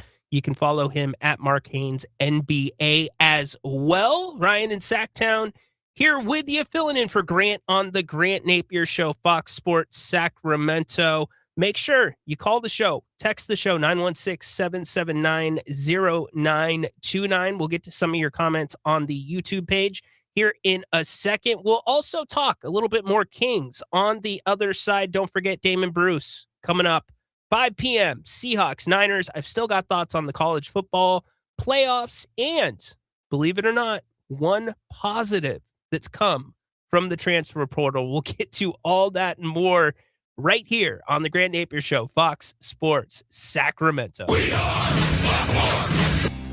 You've been saying you're going to pay better attention to your home's honeydews. Check one off your list right now by calling Gabrude Services to schedule a 12-point inspection of your home's electrical system. The safe rule of thumb is every 5 years for an inspection. If it's been 5 years or more, call Gabrude's now. A qualified technician will provide a thorough inspection of the electrical system to ensure it's safe or alert you to potential problems. At Gabrude's, electrical work is all we do. We are the area's recognized experts for anything electrical, and our number one priority is ensuring your home and family are safe. You've been saying you'll pay better attention to your home. Stop saying it. Make the call to Gabrude's. Talk with a real person and schedule your 12-point inspection today. Gabrude's, locally owned for more than 30 years. Gubruds. Call the good dudes at Gabruds. Gubruds. Gabruds.com. Looking for the perfect spot to watch the game and enjoy amazing food and drinks? Look no further than Fieldhouse American Sports Pub. Family owned and operated, Fieldhouse is passionate about creating a fun, welcoming atmosphere for everyone. Spice things up on Tuesdays with Taco Tuesday. Buy any order of our delicious tacos and get a refreshing margarita for just $6. On Wednesday, Fieldhouse features incredible drink specials. Enjoy $5 well drinks and ice cold pints all day long. Fieldhouse was voted the #1 sports bar in Sacramento. Tons of TVs, a mouthwatering menu, and daily specials. It's the perfect sports bar to catch all the action. Visit us today at 1833 Fulton Avenue. Fieldhouse American Sports Pub, where the food is fantastic, the drinks are flowing, and the good times never stop. Fieldhouse, bring it to the house.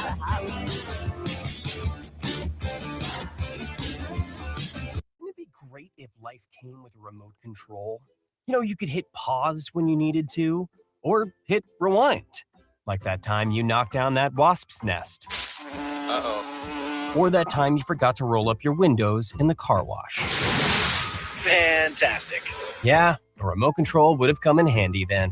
Well, life doesn't always give you time to change the outcome, but prediabetes does. With early diagnosis and a few healthy changes like managing your weight, getting active, stopping smoking, and eating healthier, you can stop prediabetes before it leads to type 2 diabetes. It's easy to learn your risk. Take the 1-minute test today at doihaveprediabetes.org. Life doesn't come with a remote control. Yikes! So you're on your own with the wasps. You have the power to take control of prediabetes. Visit doihaveprediabetes.org today. That's doihaveprediabetes.org. Brought to you by the Ad Council and its pre-diabetes awareness partners.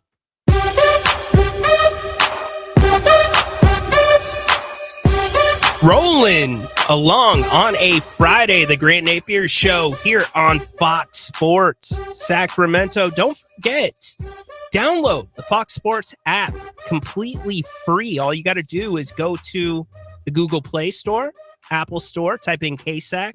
Can get that on your phone wherever. Tesla, go put that in your car and you can listen for free anytime, anywhere.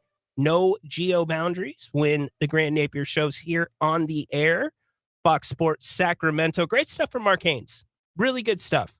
I do wonder about Keon Ellis, and I wonder just mentally where he's at. I think Mark is right. From what I know of covering Keon over the past couple years, especially down in the G League, he's in the moment. He's where his feet are at. So I don't know how big of an effect or a cause or a concern would be with him about the inconsistent rotation, because it isn't just him.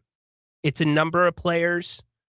Malik Monk, certainly confusing, a fan favorite here in Sacramento. The pizza guy. Interesting what Mark said about Doug putting Malik in the game. Could that be for the crowd? It doesn't matter one way or another, but what I do know is if I'm looking at, and I think Mark is right in this sense, if I'm a team that's on the verge, that needs offense, that needs a sixth man, that needs somebody that can be explosive, that's not going to affect their locker room in a negative way, a lot of those things, all of those things are Malik Monk. Sure, on the human side, I feel for Malik Monk. Are you kidding me? He has embroiled himself into this community. He's won the King's Community Service Award 2 years in a row. Do you not remember just 2 off seasons ago? We were waiting by our phones. The off season hung on whether Monk was going to stay or whether he was going to go. And he stayed. He actually didn't even hit the open market. He just had his first son. As he said, I bought land here in Sacramento. It's where I want to be. It's hard to think about partying with players that want to be in Sacramento, but it's certainly part of the process, a process that Scott Perry recently sat down with Mark Spears to talk about. We're going to go over that interview here in a little bit. I do want to get to some sound, though, from last night's game. There were a lot of positives that came from last night's game. Now, certainly we've covered that Keegan did not play offensively very well, but through 3 quarters, the offense was about as good. You know what? Let's tighten it up to 2 quarters. Through 2 quarters, the offense was as good as we have seen it. Now, that doesn't mean that there wasn't a time this season the Kings didn't put up more points. They might have. But from the standpoint that you had 3 different players that were being effective at 3 different levels in the half court, that's a big deal. You don't usually see that for them. And then it stalled in the 4th quarter. I've talked about the closing lineup. We always say it's more important to be on the floor at the end of the game than the start of the game.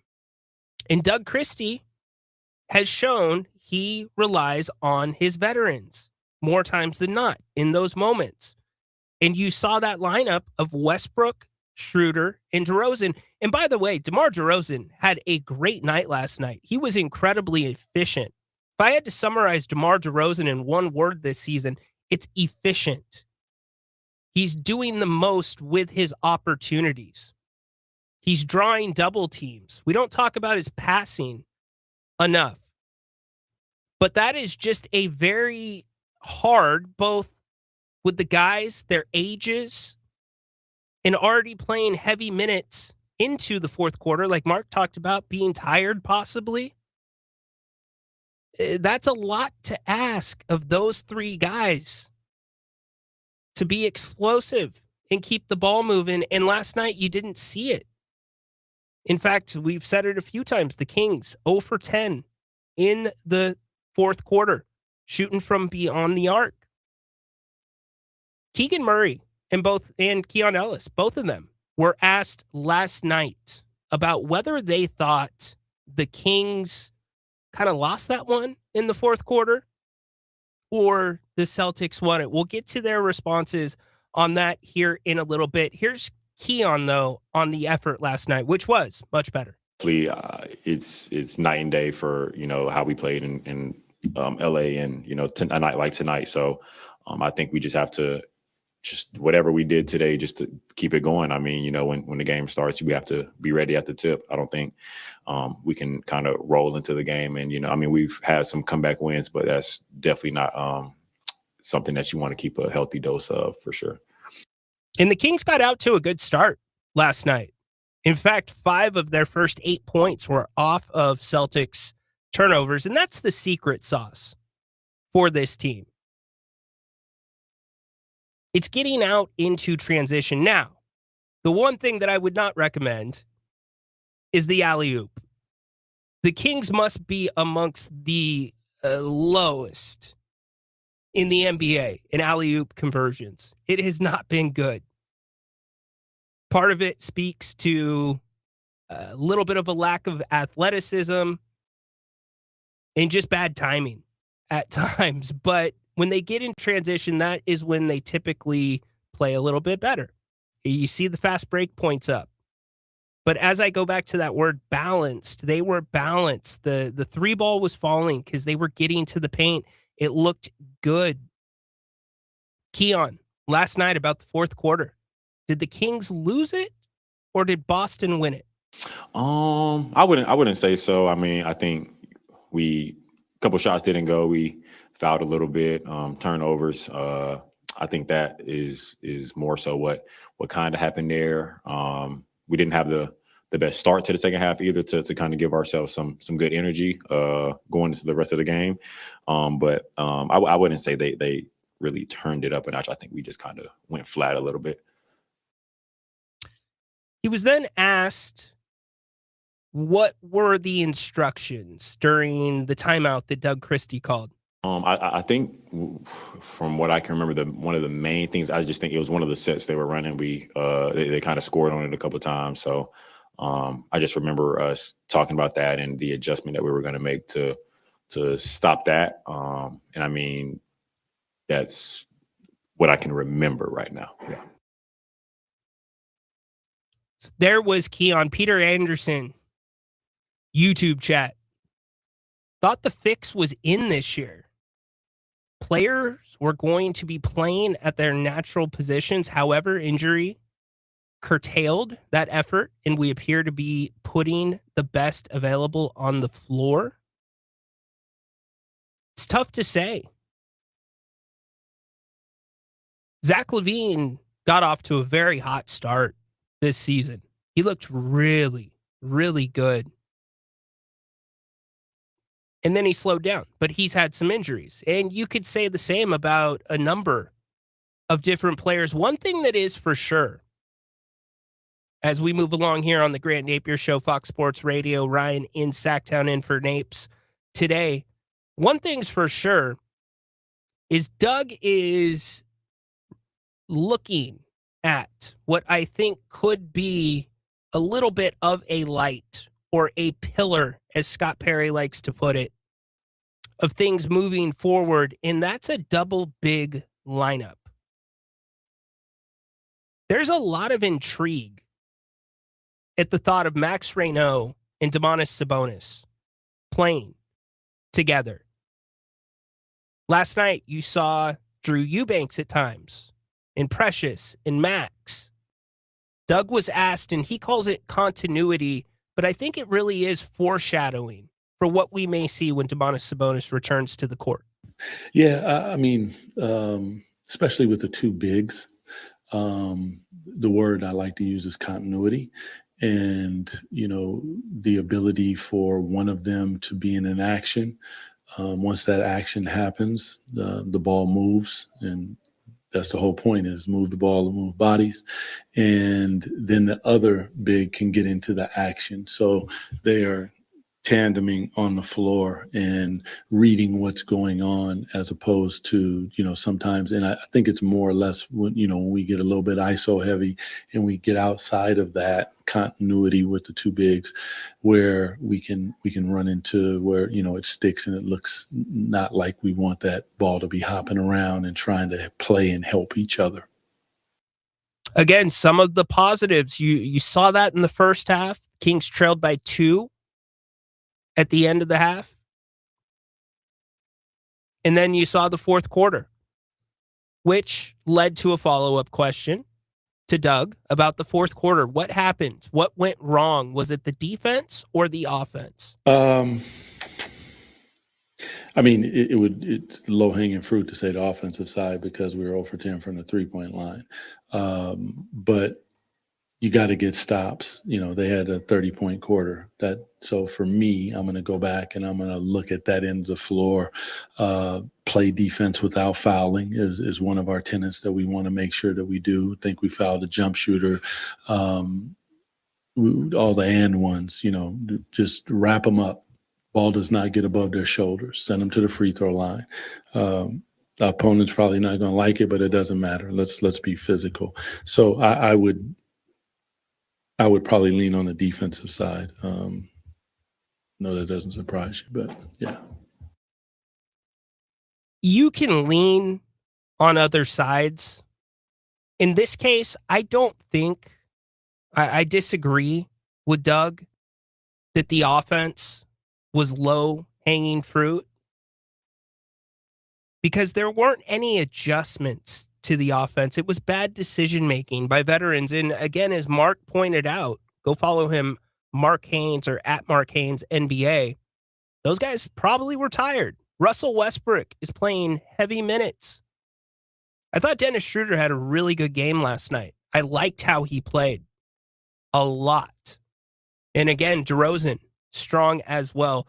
We still got some comments from Keegan Murray. We're going to hold those over until the third hour here on the Grant Napear Show. Can't wait at 5 o'clock to be talking with Damon Bruce.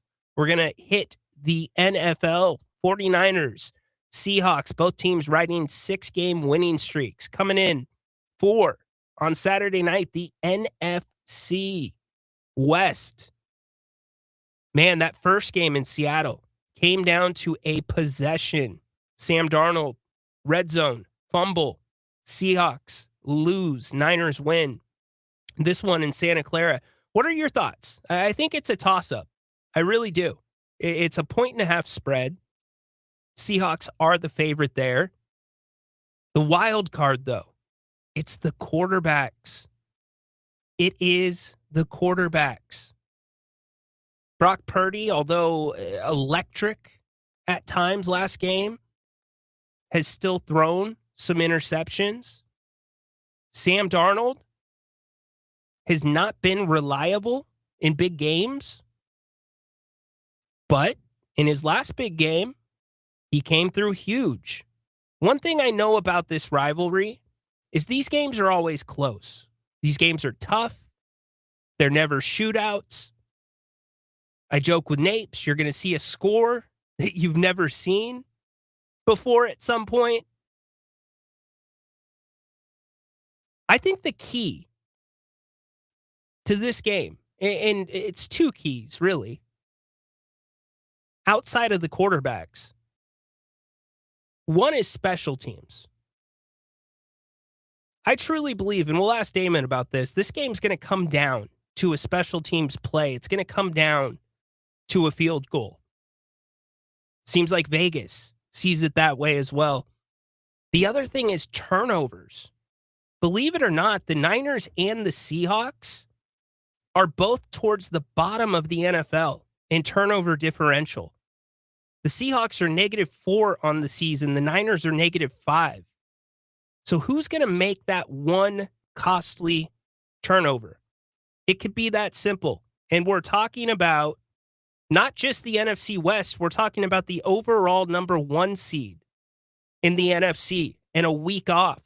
If you're the 49ers, that means you never leave Levi's Stadium, Super Bowl included, should you make it there.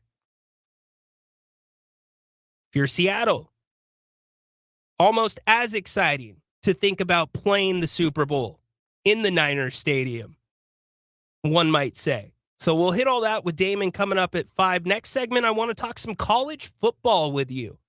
We'll talk a little bit more about the playoffs, my observations. What were yours? What did you think the most exciting game was? You might be surprised by mine. And also, I've got a positive of the transfer portal. Believe it or not, that has now opened up. Over 4,500 athletes have entered it. Not a lot of positives with it, but I've got a couple for you that I'm going to point out, and they tie into the games and a local tie as well. So we've still got a ton ahead right here on the Grant Napear Show, Fox Sports Sacramento. Give us a call, 916-779-0929. Taking your texts and also your messages on the YouTube chat. Appreciate you. Rhino, in for Sacktown, in for Napes. Happy New Year's, all. We'll see you here in just a couple of minutes. Hi, it's Margot from Bennett's Restaurants.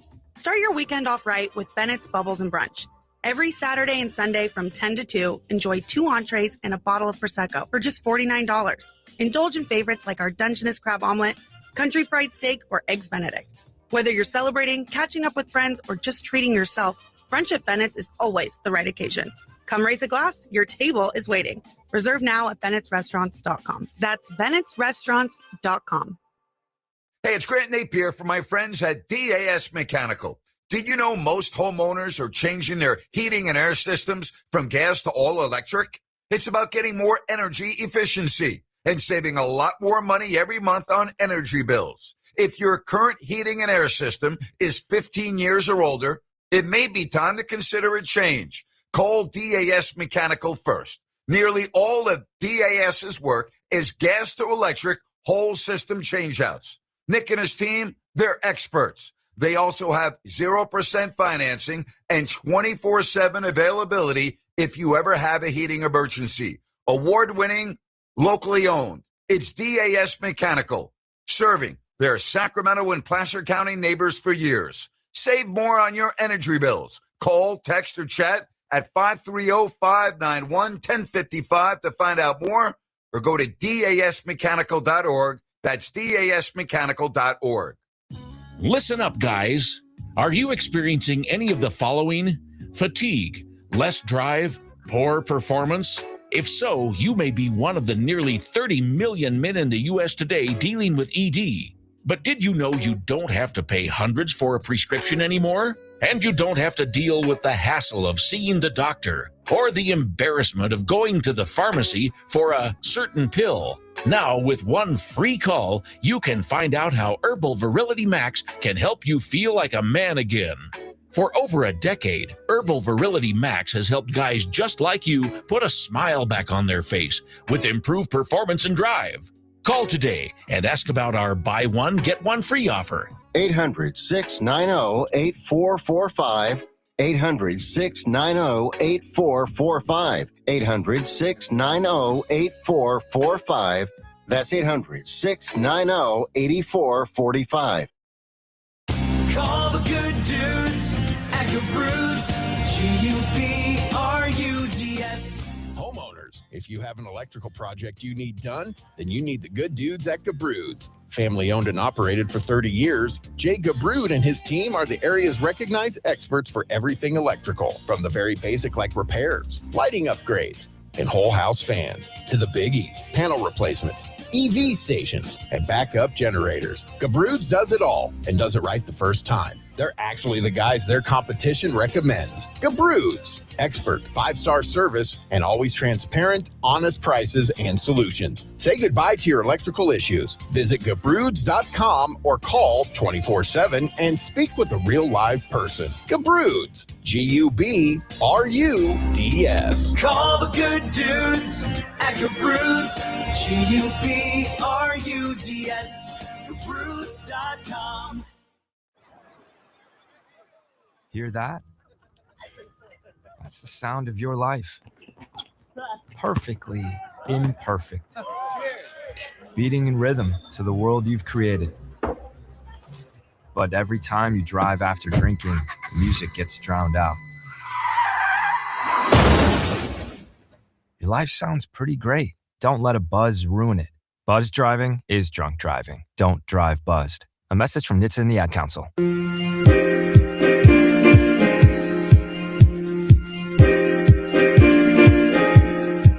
Happy New Year to everybody out there. On behalf of all of us here at Fox Sports Sacramento, the Grant Napear Show, Ryan in Sacktown, hanging with you on a Friday. It's been a fun show. We've still got Damon Bruce coming up at 5 o'clock. We'll talk the Niners, Seahawks.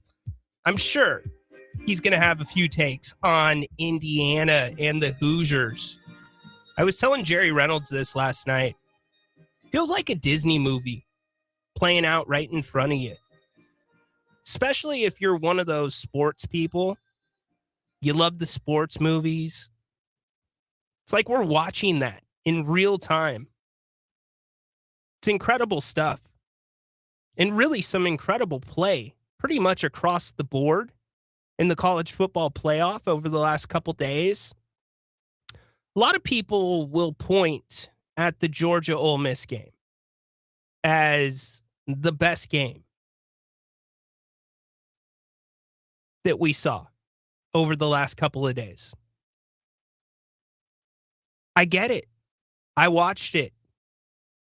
To see those teams go back and forth, play after play. The drama.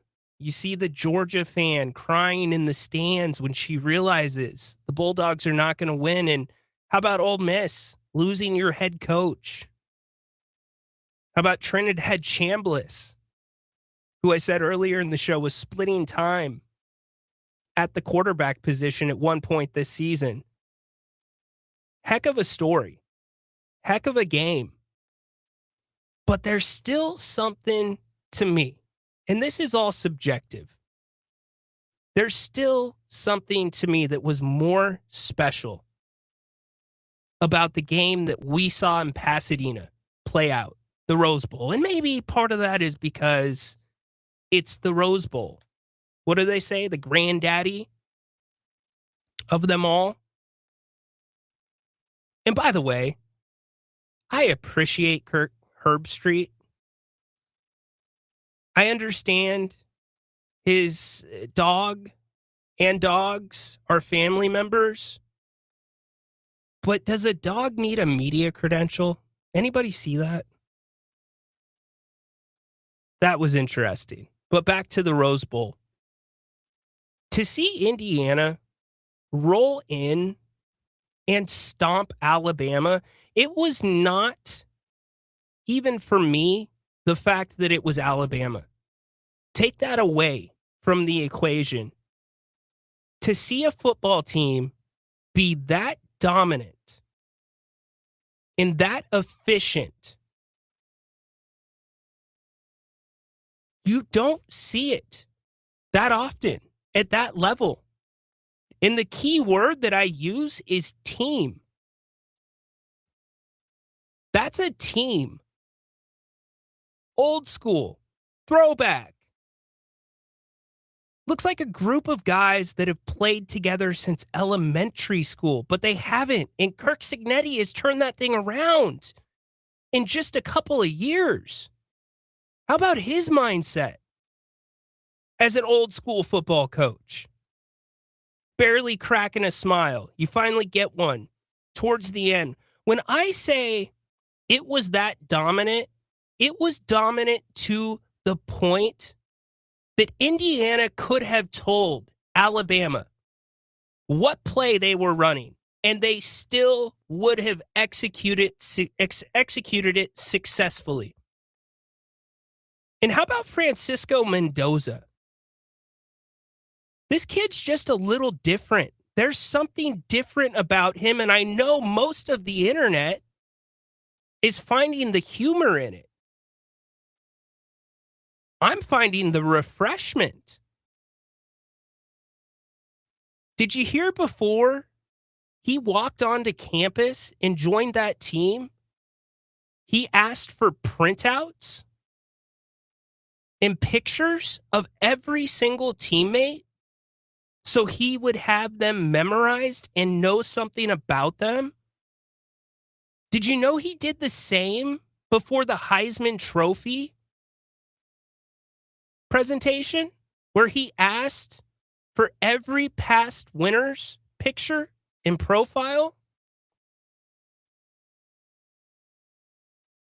There is nothing not to like about this kid.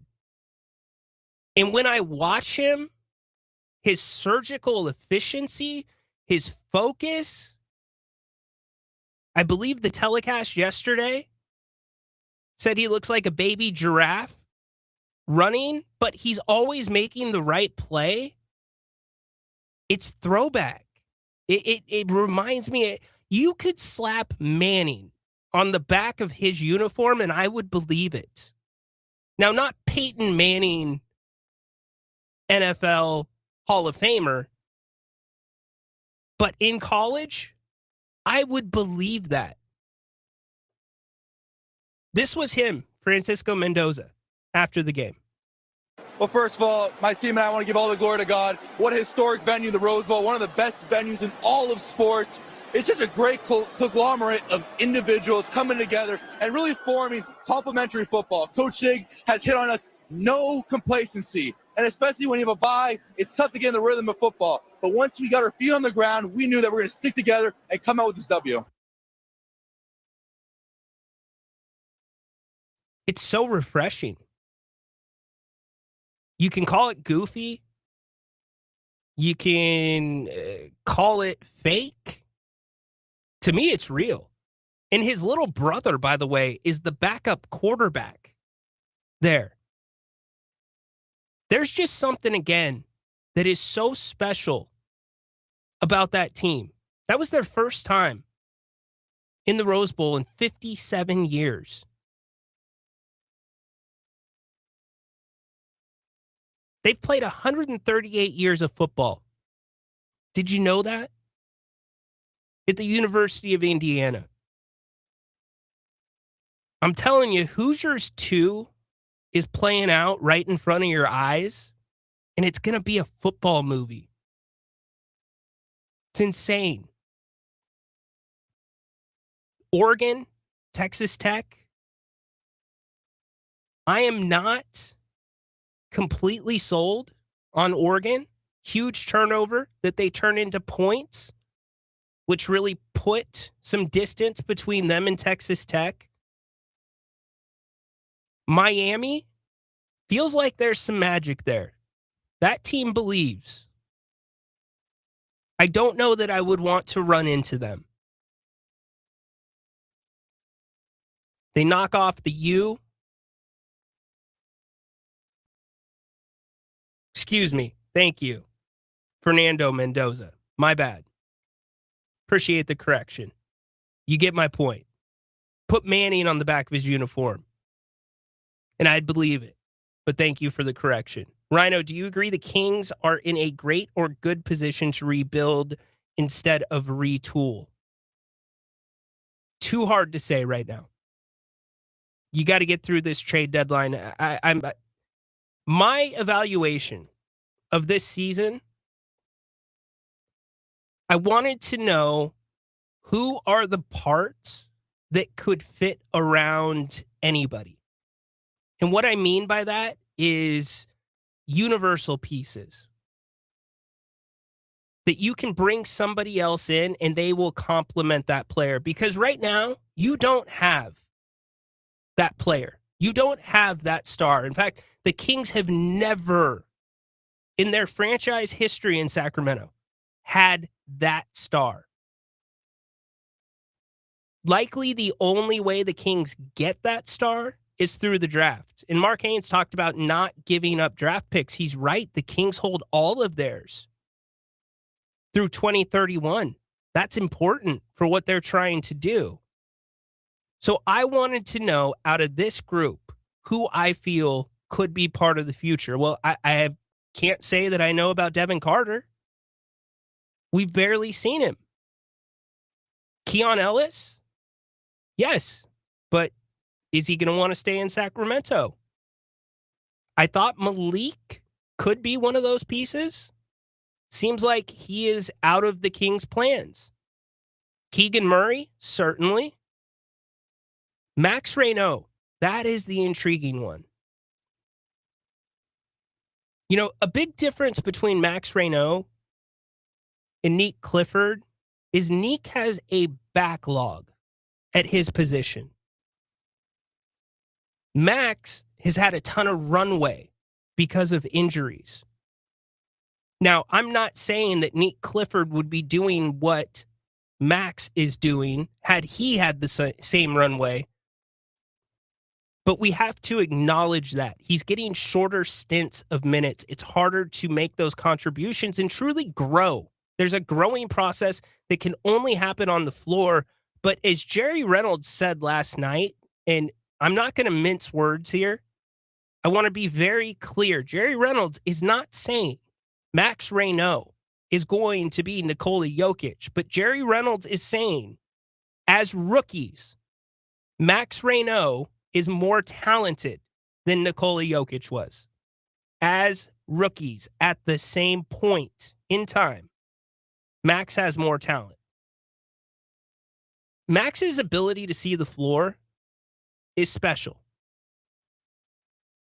It's very intriguing to think about pairing him with a Domantas Sabonis. Now, if that could work, which I very strongly believe it can work, you could be closer to a retool. But I still think it is a rebuild. And we'll get into that in hour number 3. Scott Perry sat down with Mark Spears after the Dallas game. We've got that interview that we'll dive into. But coming up next, Damon Bruce is going to be joining us. We're going to talk Niners, Seahawks tomorrow night from Levi's Stadium. Everything on the line for both teams in terms of getting the number 1 seed in the NFC. Both will be in the playoffs. Just a question of who's going to get the 1 seed. Niners, Seahawks. If you don't know Damon, do not miss the next segment. Damon is incredible. So knowledgeable with everything Bay Area sports, especially the 49ers. Killing it right now with his YouTube channel. So we'll talk to him on the other side. We'll get you ready for the Kings and the Suns tonight, 6 o'clock. Don't forget, we will have post-game coverage of that as well. Appreciate all the kind messages. Thank you, by the way, BJ, for the kind words. Peter says Mendoza is the next quarterback for the Raiders. That would be an interesting fit.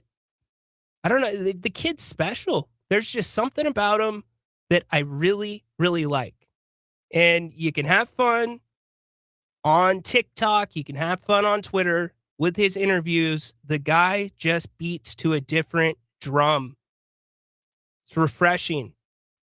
And what they're doing right now with the Indiana football program is something you don't see in today's college football. You can't see because of the transfer portal, which we will also talk about in hour number 3. But before all that, Damon Bruce coming up next here on the Grant Napear Show. Ryan in Sacktown filling in for Napes. Fox Sports Radio, Sacramento.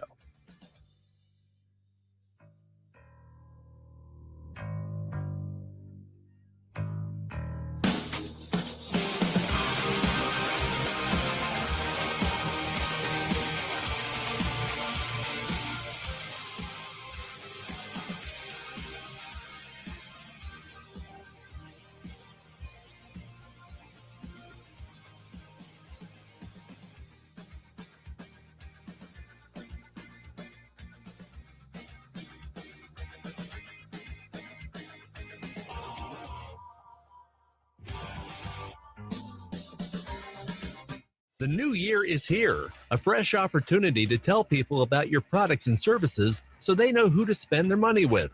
Fox Sports Radio has a Mount Rushmore of sports talk talent. Patrick, Cowherd, Gottlieb, and Sacramento's own Grant Napear, and they have an audience you can take to the bank.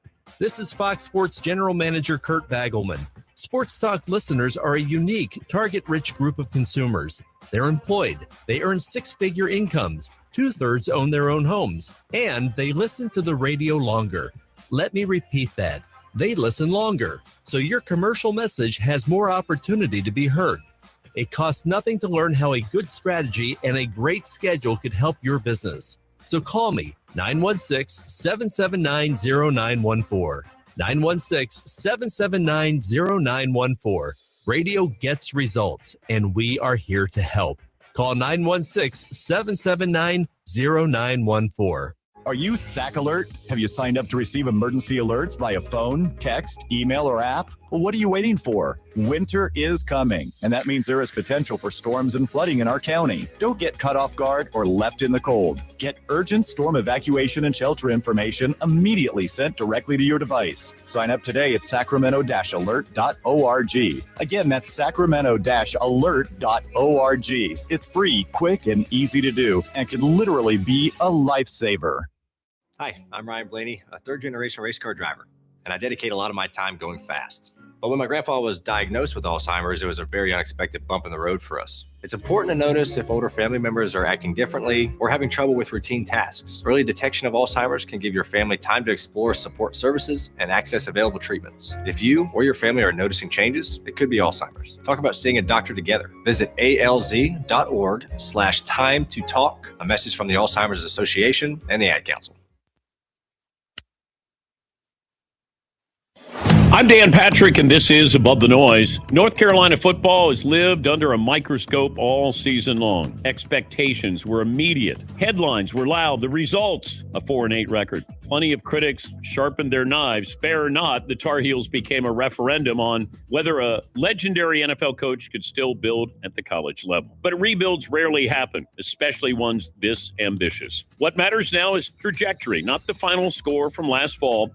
North Carolina just signed the 17th ranked recruiting class in the country. Recruits are buying into the vision. This doesn't mean North Carolina is suddenly a national title contender. It does mean the foundation is being laid the right way. After a chaotic year filled with noise, growing pains, transfer portal, progress is finally visible. For a program searching for stability and relevance, that's not nothing. It's a necessary first step for Bill Belichick and the Tar Heels. I'm Dan Patrick, and this is Above the Noise.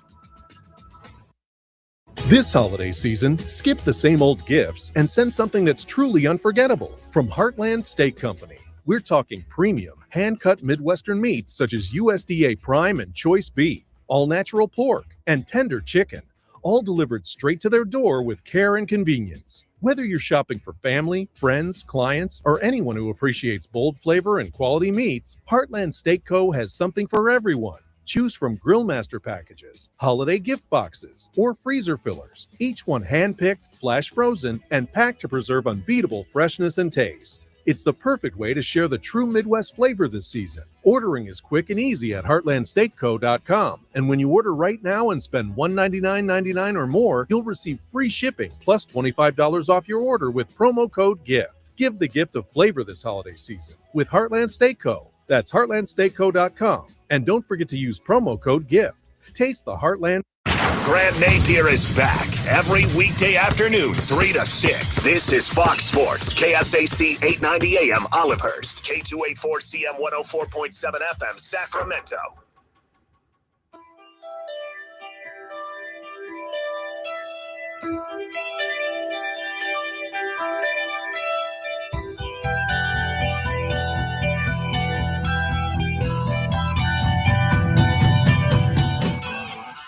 Hour number 3, the Grant Napear Show, Fox Sports Radio, Sacramento. Rhino in the chair today for you. Happy New Year's. Hope you're having a good one. Fun show so far.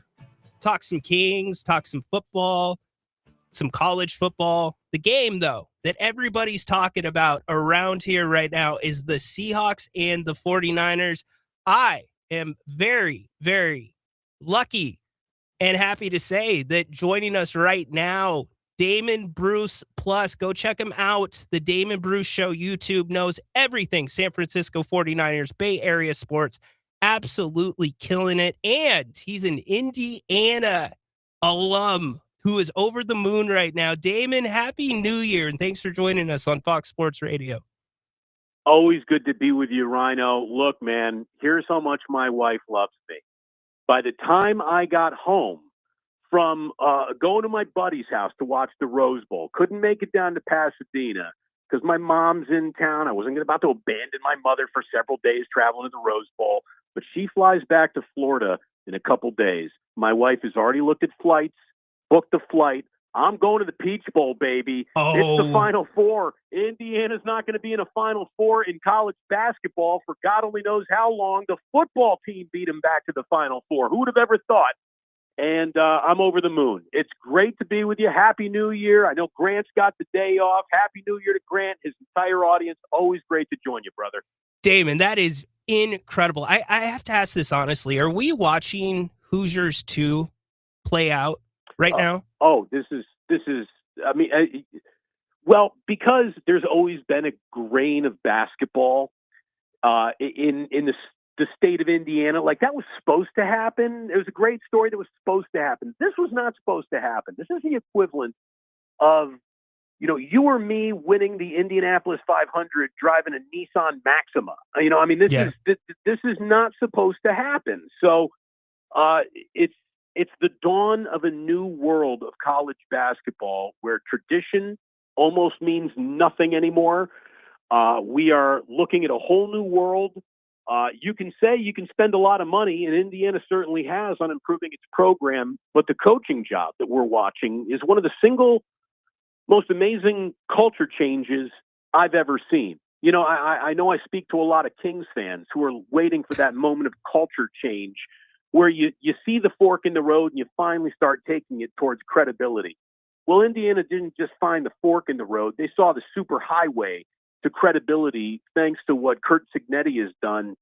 And this guy is Vince Lombardi, Red Auerbach, Scotty Bowman, Joe Torre, Bruce Bochy, all wrapped up in one. There could be, he's Gandhi. There's some sort of religious thing happening here. So it's just, it's unprecedented. The man has been, our coach for 27 games. He's 25-2, and the 2 losses were to last year's national championship game participants, Ohio State and Notre Dame. So It's unbelievable. No, Alabama hasn't caught a beatdown like that, but more than 3 times since 1958. They don't lose games by 35. And Indiana physically embarrassed them. It wasn't a special teams bonkers play. It wasn't a few pick sixes and just, the game got away. They whooped their butts on the line of scrimmage. And that's something I never thought I'd say out loud about Indiana playing Alabama in a football game. Damon, you nailed it, and we'll move on to the Niners and the Seahawks in a minute. But I just got done saying this looks like a football team from back in the day where you built a program from scratch and you have this culture and you can tell the other team what play you're running and you still run down their backs. Like, you don't see this in the transfer portal age. You don't. Football is at its best when it's a bully. And right now, Indiana seems to be bullying every team in front of them. And I am just waiting for the anvil to fall out of the sky. I'm pre-programmed to expect the worst almost every single time I start the game. And then I have to, tell myself mid-first quarter, this is a new universe we're living in. Like, all the rules are done now. So there's no reason to stop believing at this point. We've beaten Oregon by 10 at Autzen Stadium. I think it can happen on a neutral field in Atlanta, where I think we're going to have 80% of the fans rooting for Indiana. I mean, it's even though they're the undefeated #1 team in the country who just mollywopped Alabama, there's still an air of underdog just because of the brand recognition or lack thereof. So it's been a ride that I haven't enjoyed as a fan in many, many years. Look, when you work in sports all the time, you have to leave your fandom at the door to be objective and to do, I think, a good job. There's not a lot of times I catch myself really rooting for an outcome of a game, but an alma mater is different. And I've been rooting for Indiana in ways that just make me feel like a young sports fan again. And I'm not apologizing to anyone who says act your age. No, not anymore. I'm back in college. I'm 22 years old again. This is a miracle. This is a time machine. Now, does your liver still function the same as 22 years old? So when we beat Ohio State in the Big Ten title game, I went out with a few buddies to a bar. I went to Monahan's at the Marina here in San Francisco, and we made the conscious decision to not go back there. I can't do that again. The Big Ten title game basically shut me down until the following Wednesday. So there's the age. If you're looking for it, you can find it after a night of drinking through a Big Ten title game. Amen. But definitely a night you probably will never forget, ever. No, that one's going to stay with me for a long time. Love it. Damon Bruce joining us here on the Grant Napear Show. So Niners, Seahawks, it comes down to this on Saturday night for the NFC #1 seed and the conference conference championship. What's changed besides the injuries for this San Francisco 49ers team since week 1 when they beat Seattle? Well, I mean, I just think they got Brock locked in Christian McCaffrey somehow. You expect him to start losing some tread on his tire. It's like they've added tread to his tire. He just had his best rushing day of the season in week 17 against the Chicago Bears. And he seems to be from some other planet, just otherworldly. He's an alien. There's no slowing him down. His next touch, Rhino, will be his 400th touch of the season. And then they're going to give him the ball another 21 times. So this guy's going to have like 430 carries before the postseason even begins. It's not carries, but touches, excuse me. And it's amazing how he just doesn't slow down. I think the offensive line has started to come together, and because nothing's ever easy, of course, Trent Williams is leaning towards not playing against Seattle. Austin Pleasance came in and did a heck of a job, I thought, against Chicago. Can he do it again? Look, I've seen the 49ers go to Super Bowls, and unfortunately they've lost those. But, there's not a lot of shame in going to a Super Bowl, even though fans want to project that onto Shanahan. I think this is his best coach season since he's become the 49ers head coach. And with a chance to win the, NFC West championship, that's what we're calling this, right? You get the 1 seed and a valuable week off. Forget about home field. 49ers travel better than any other team in football. I don't care where they play. True. That week off, I think, is critical for them to have any sort of what still feels like long odds of a Super Bowl championship because of who they are. This was supposed to end in week 7. this pretty much should have been shut down in terms of dreams and hopes the minute Fred Warner's ankle broke. And now there's a dream and a hope that Fred Warner might be able to rejoin this team somewhere in this postseason run. So it's been a phenomenal turnaround. A group of nobody wide receivers seems to step up collectively, individually sometimes. And it's come together. And Robert Saleh deserves an awful lot of credit, Rhino, for holding together a defense with scotch tape and staples and Band-Aids. And they're not good. They will not impress you defensively. Everything we know about big bully football that we were just talking about, the 49ers, I don't think have that really available to them. Right. It is bend, don't break, get off the field opportunistically on third down whenever you can, maybe steal a turnover, probably not. They don't do that a lot. Maybe sack the quarterback, probably not. They do that the least of any team in football. But there's just, they find a way. Like, eventually you got to stop doubting what might happen because they continue to prove the doubters wrong week after week. There's been a ton of pressure on the Niners to get that Super Bowl, and certainly they have invested the capital in trying to get that Super Bowl, and it hasn't happened. But to me, Damon, it feels like this team is playing with house money. Is that the sense that you get from the fan base as well? Well, there's a percentage of the fan base that just simply will not be happy or excuse any reason for anything going wrong at any time, regardless of all the data points they've got coming back to them. 49ers are supposed to win the Super Bowl every year. That's just the rule of football, is the way some fans think. I think any fan who understands the sport, any fan who understands how difficult this all really is, has to be completely impressed and admit, yeah, this feels like you are playing a little bit with house money. Because again, it was you were supposed to be thrown out of the casino several hours ago. Yeah. Yet here you are at the craps table. You're rolling hard eights, and you're still in this thing. And it's every single thing we know about the game means this shouldn't happen, but it is happening. And I'll tell you, this is the year for something that goofy to happen.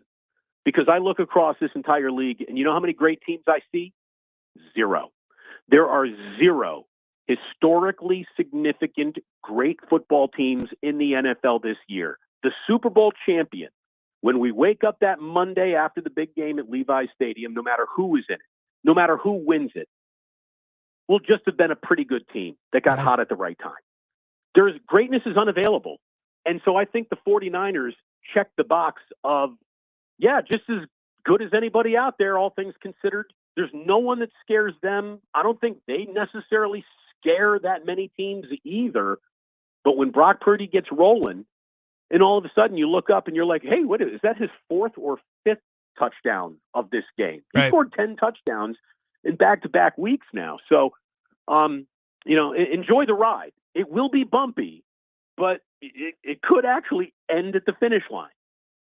Very true. And these games, Damian Bruce joining us here on Fox Sports Radio Sacramento, these games usually aren't shootouts like it was last week against the Bears. In fact, both the Niners and the Seahawks both have negative net turnovers on the season, -4 for Seattle and -5 for San Francisco. Do you see this one coming down to a special teams mistake, a field goal, an interception? How do you see it play out? So I was doing a show with my friend Larry Kruger this morning. We co-stream a show called 49ers Wake Up on our channels at 9 a.m. or 10 a.m. on Mondays and Fridays to wrap around the game. And to me, it's the second turnover that will be the team that loses this game. I think each team is susceptible to making a mistake. I really do. Sam Darnold, we all know, has a kind of a reputation for not playing to his best in big games. This is a big game. It will feel like it. It really is. We're not making it up. This is a big one. It carries weight. The second mistake is the mistake that I think loses the football game in this one. So, if you're asking me what I'm concerned about DeMarcus Lawrence. I'm concerned about Leonard Williams. These guys could wreak havoc, but maybe they don't, because this offensive line really has improved. Jackson Smith and Jigba is going to get loose. He's going to have a 10-catch, 120-yard, 1 or 2 touchdown game because that's basically what he's done all season long. This guy is having a remarkable year to the point where his name should be in MVP discussions. He won't win it. We all know it's a quarterback's award now, basically. But this guy is having a year that if you put Jackson Smith's and Jigba's season into the 49ers record book, he's only behind Jerry Rice. Wow. In terms of single season production. This guy's got 113 catches. The most Rice ever had was 122 in a single season. This guy's got 1,700 receiving yards, 10 touchdowns, averaging 15 yards a catch. And he's still got 4 quarters to play. He is special. And I don't think that they're going to change the way they play defensively. I don't think they have the talent to do that. They're going to play a lot of zone. This isn't going to be Diamador Lenore saying, Coach, I want to just play man-to-man against them all night long. No, I don't think that that's going to happen. I think the 49ers are just going to have to bend, don't break against a guy who's pretty much broken loose against every defense he's seen all year. Yeah, and then it comes down to, if I'm the Niners, I'm looking at the run. If I can stop the run, that means I need to make Sam Darnold beat me. Exactly. They've been playing that game, I think, a few weeks in a row now. Certainly they played it against Cam Ward. They played it against Phillip Rivers, where you want to shut down the running game and dare the quarterback to beat you. And I think that this is what is going to happen once again. Now, while they're daring Sam Darnold to beat him, he might throw for 300 yards. Darnold, We got a lot of Sam Darnold jokes, but I also got respect for the guy. He's pretty good. And when he's locked in, he can card you up. So I think there's going to be a lot of yards in this one, but hopefully for the Niners, it's empty yardage, and hopefully their stop and their get-off plays happen in the red zone and on third down. That's the only way they're going to win this. And, Brock, go north of 30. I think they're going to have to be north of 30 points to win this game. And they've just put up back-to-back 40-point weeks for the first time in a really long time. So I think their offense is meeting the moment. And like we've been saying all year long now, just 1 or 2 moments a game from the defense will be the difference in this game. Yeah, and that moment came last game against Chicago. Thought they ran the hook and ladder 1 play too early, and Lenore was right there for the stop. Oh, well, I mean, I think that Ben Johnson gave away that game a little bit at the end. I thought he burned a timeout on a stopped clock. His second timeout of that third quarter, which he would, they could have gotten another couple shots at the end zone from closer had he not done that. And, it's funny, the Bears are in position that they're in because they have been really good with 2 minutes to play, but they weren't at Levi Stadium in a game that mattered a lot for the 49ers. And again, you could not ask for more than you have 4 quarters of a home game to wrap up a 1 seed and have home field throughout, and the Super Bowl is in your barn. Amen. Come on. I mean, that's who would have ever thought that this would have been a reality in a season that should have gone down the drain many months ago. They're on the lead lap for sure. So I just, for the 49er fan who is in a constant state of complaining, I'm going to tell you that you're a basic fan. Go order your pumpkin spice latte and go to the bunny slope. This is any understanding of football means that you have to be impressed with what's already happened. Yeah. And should something go wrong, it's not the time to scream, fire everyone. Yeah, this has been a tremendous job by Shanahan. Go check your receipt for your jersey, see how many days you have left to return it. All those good things. If you don't see what they've done, that's been really well. Couple things out the door. Damon joining us for just a couple more moments. Who do you think the most complete team in football is? Wow. I mean, it almost feels like a trick question, doesn't it? A little bit. The most complete team in football. How about this for an answer? It might be Seattle. It might be Seattle. I mean, is there anybody else in the dance who's got a top 5 offense, a top 5 defense? Real players at all levels of offense and defense. I think it's Seattle. Any week it could be Los Angeles. The 49ers can continue to insist they belong in this conversation. I don't think their defense scares anyone, but the fact that you have to think about it is the reason why any team in this postseason could win it all. I'll tell you the one team I wouldn't want to face, like should the Niners reach the Super Bowl. Who's the one team you don't want to see? To me right now, it would be a hot Houston Texans defense. That's the team I wouldn't want to see. And Houston doesn't have a show up every week offense. Yeah. But man, their defense certainly does. And what's the old cliche about what wins championships? I think that's part of it. So yeah, very true. Very true. I'd be worried about seeing that. Very true. The man that occupies this chair normally has been singing the same praises about the Houston Texans for about 4 or 5 weeks. So interesting that you said that.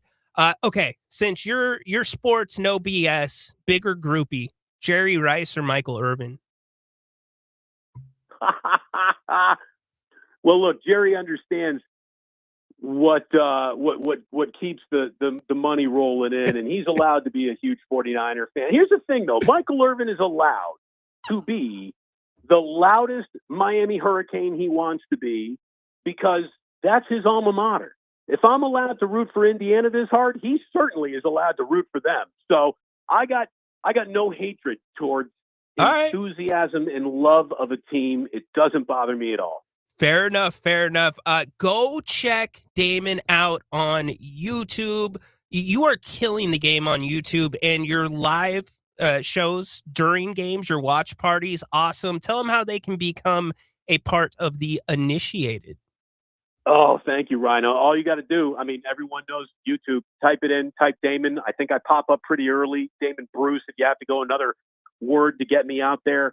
We're going to be at it at 5 p.m. Saturday. We will be a live watch party. Come along. We'll do shots together. We'll hang out together. We will laugh. We will cry. It'll be better than cats. So come on down, and please like and subscribe when you're there. That makes the algorithm kiss you. Amen. So happy. Safe travels, by the way, to Atlanta. And thank you so happy much for your Hoosiers, buddy. That's Damon Bruce. Have a great rest of the night, Damon. Super appreciate you. Thank you, Rhino. Happy New Year to you and all your listeners. Happy New Year, Damon. How about that? Heck of a conversation there. See, that's what I love. I call out Michael Irvin. Damon says he doesn't have a problem with it. We are all different, but a lot of great knowledge about the 49ers. And there is a lot of truth to the pressure being off, playing with the house money. Damon said it. They should have been out of the dance by week 7. Incredible season. And it is one of those seasons. And this is coming from a Seahawks fan. Interesting stuff. Niners, Seahawks tomorrow. We'll talk more about it on the other side. We get you ready for the Kings and the Phoenix Suns. I want to talk about the transfer portal. I actually have some positives. All here as we continue wrapping up the week on the Grant Napear Show. Fox Sports Sacramento. Hey, it's Grant Napear for Village Financial Group.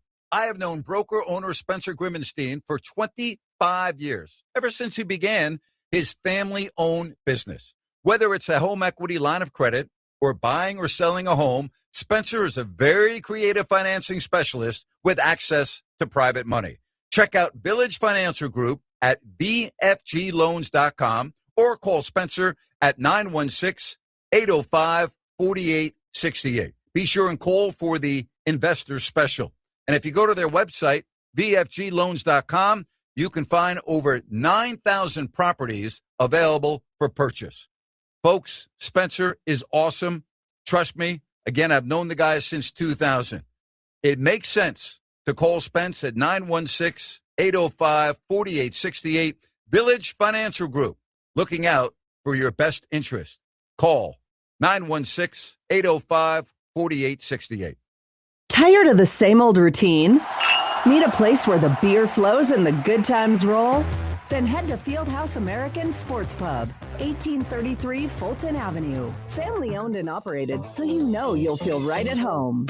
Catch all your favorite games on 18 big screens while enjoying amazing food. And with 28 beers on tap, you're sure to find something you love. And don't miss everyday happy hour from 3 to 7 and again from 10 till close. Looking for more than just the game? Trivia Tuesday starts at 7 p.m. And there's Mario Kart and bingo nights for even more fun, too. There's always a blast happening at Fieldhouse. Whether you're looking for a place to watch the game, grab a bite with the family, or just unwind with friends, Fieldhouse is the place to be. Fieldhouse American Sports Pub, 1833 Fulton Avenue. Bring it to the house.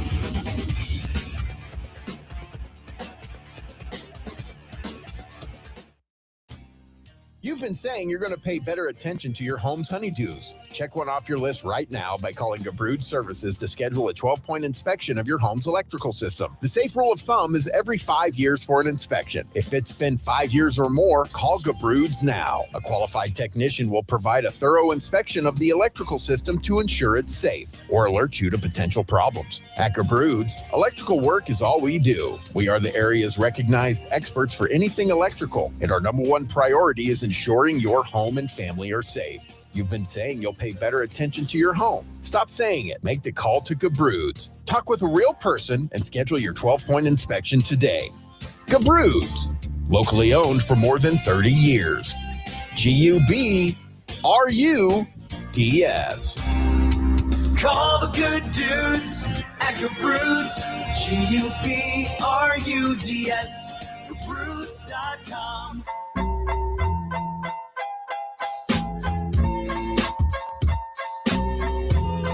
Welcome back. Fox Sports Sacramento. Grant Napear Show, Ryan in Sacktown. With you, wrapping up the week. What a great conversation with Damon. It's what I love about sports. It's stuff that you can't make up. It's the best drama that's unscripted. I know a lot of you get on me because I'm a casual wrestling fan. But think about that.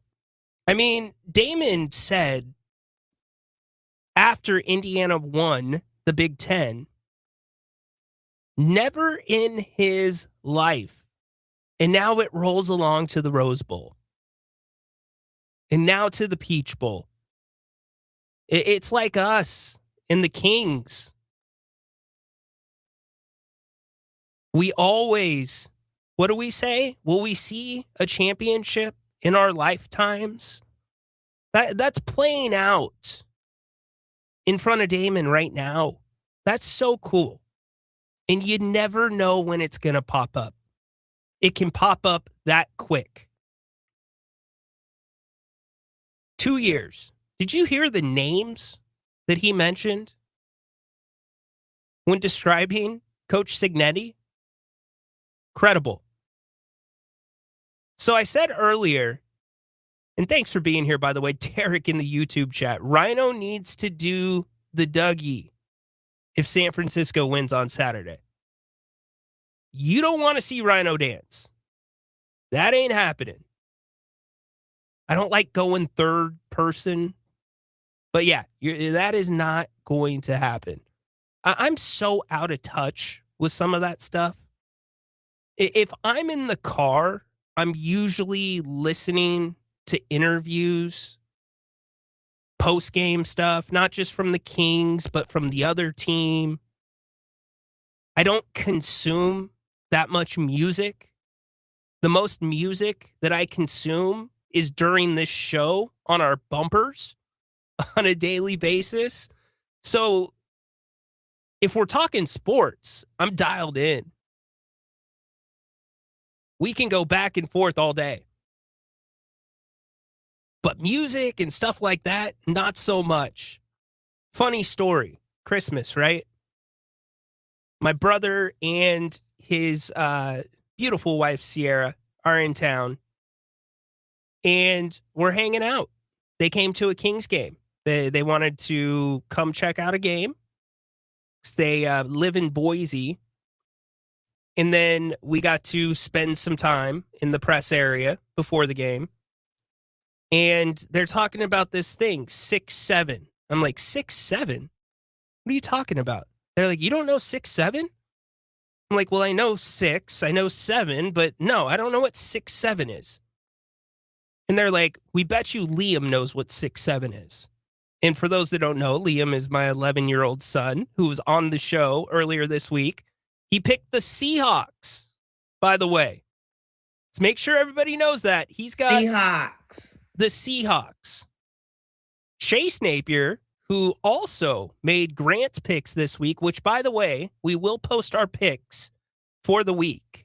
We'll get those on X. Reply with yours using the DraftKings odds and have a chance to win a $100 Bennett's gift card. 4 games against the line. Get those in to us. Reply to our post, and you will be entered to win the gift card. But they said, I bet Liam knows what 6-7 is. And so the next night that we're doing our Christmas celebration, I walk in to the family room, and my son's doing the 6-7. He knew. They were right. I had no idea. That's how out of touch I am. So you want me to do the Doogie? No. Shout out to Haunted Horse and everybody in the Waterhole. Appreciate you all. Thanks for tuning in. Love y'all. You know that. Liam wants the Niners. Oh, yes. He wants the Whiners. His words, not mine. Real quick. I've been talking about the transfer portal, and we've talked about college football a decent amount today. And we all know it's the Wild West. This cannot continue. And that's not me saying that. That's not other analysts or radio hosts saying that. You have commissioners of conferences. You have coaches that are saying there needs to be some more structure to this. The transfer portal has absolutely destroyed bowl season. Like right now, I'm looking up, and it is the Duke's Mayo Bowl. Right now, Wake Forest and Mississippi State playing on ESPN. 8-3. Well, you know who's not playing for those teams? Anybody who entered the transfer portal today. Over 4,500 athletes. I am all for, and these are separate issues, I am all for the players getting paid. No problem there. In fact, I'm glad that they have allowed universities to now pay up to $23 million out to their athletes directly. Formalize it. It's already happening. It was happening indirectly. Good with it. But this transfer portal thing, if you want to talk about the purity of college sports, I don't think NIL and athletes being paid threatens the purity of college sports as much as the transfer portal does. It's free agency every single year. It's players who were well within their right under the rules to leverage other schools against their current school, knowing that they fully intend to return. They want to return, but they want more money. It's those things that are threatening the purity. I was talking to one of my friends who is a coach for the San Diego State Aztecs basketball. They have become fundraisers more than basketball coaches because that's what it takes, not to get your players, but to keep your players. So the transfer portal, to me, is the thing that needs to be tweaked the most. If you want to see teams like Indiana, who we talked to Damon about, in basketball, you want to see those Florida teams that played together for 3-4 years.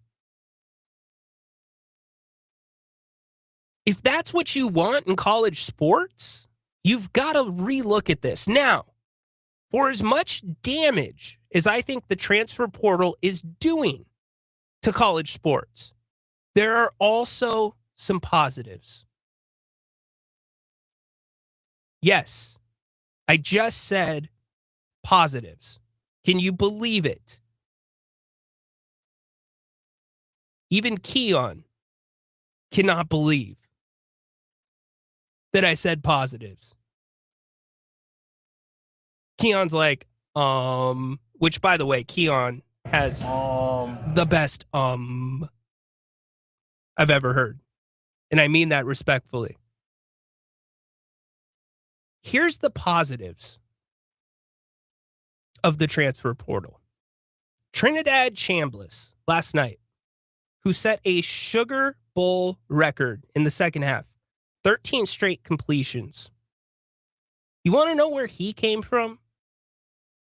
He was a Division II quarterback last year at Ferris State University, which, by the way, led them to a Division II national championship in 2024. He was the player of the year in that conference. Under the old rules, there would have been, unless you formally transfer and sit out the amount of time that you have to sit out and lose a year of eligibility, he would have never had the ability. He outgrew that school. He had capped out what he could do for them.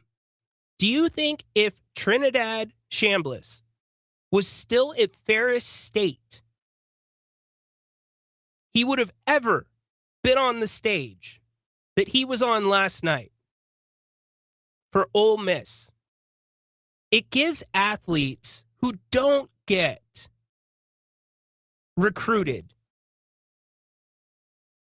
or I should say aren't highly recruited, that develop into legitimate top D1 talent in their time in college, it gives them the opportunity to be on the right stage, which therefore gives them the opportunity to be on the radar of the next level. How about I hit you with a local example? Camp Scattaboo. Camp Scattaboo was at Sac State. If not for the transfer portal, he doesn't end up at Arizona State and breaking rushing records and now capturing the attention and the hearts of New York Giants fans with Jackson Dart. So there are some positives to the transfer portal. It's beyond my pay grade to suggest what the fix is to this. But with it being exploited the way that it is exploited right now by top-level D1 athletes, it's hurting the game. But for guys like Chambliss last night in the Sugar Bowl, for Camp Scattaboo, it's a good thing. So I'm not saying get rid of the transfer portal. I'm saying, can we bring some balance to the transfer portal? Look at the good, look at the bad, meet in the middle.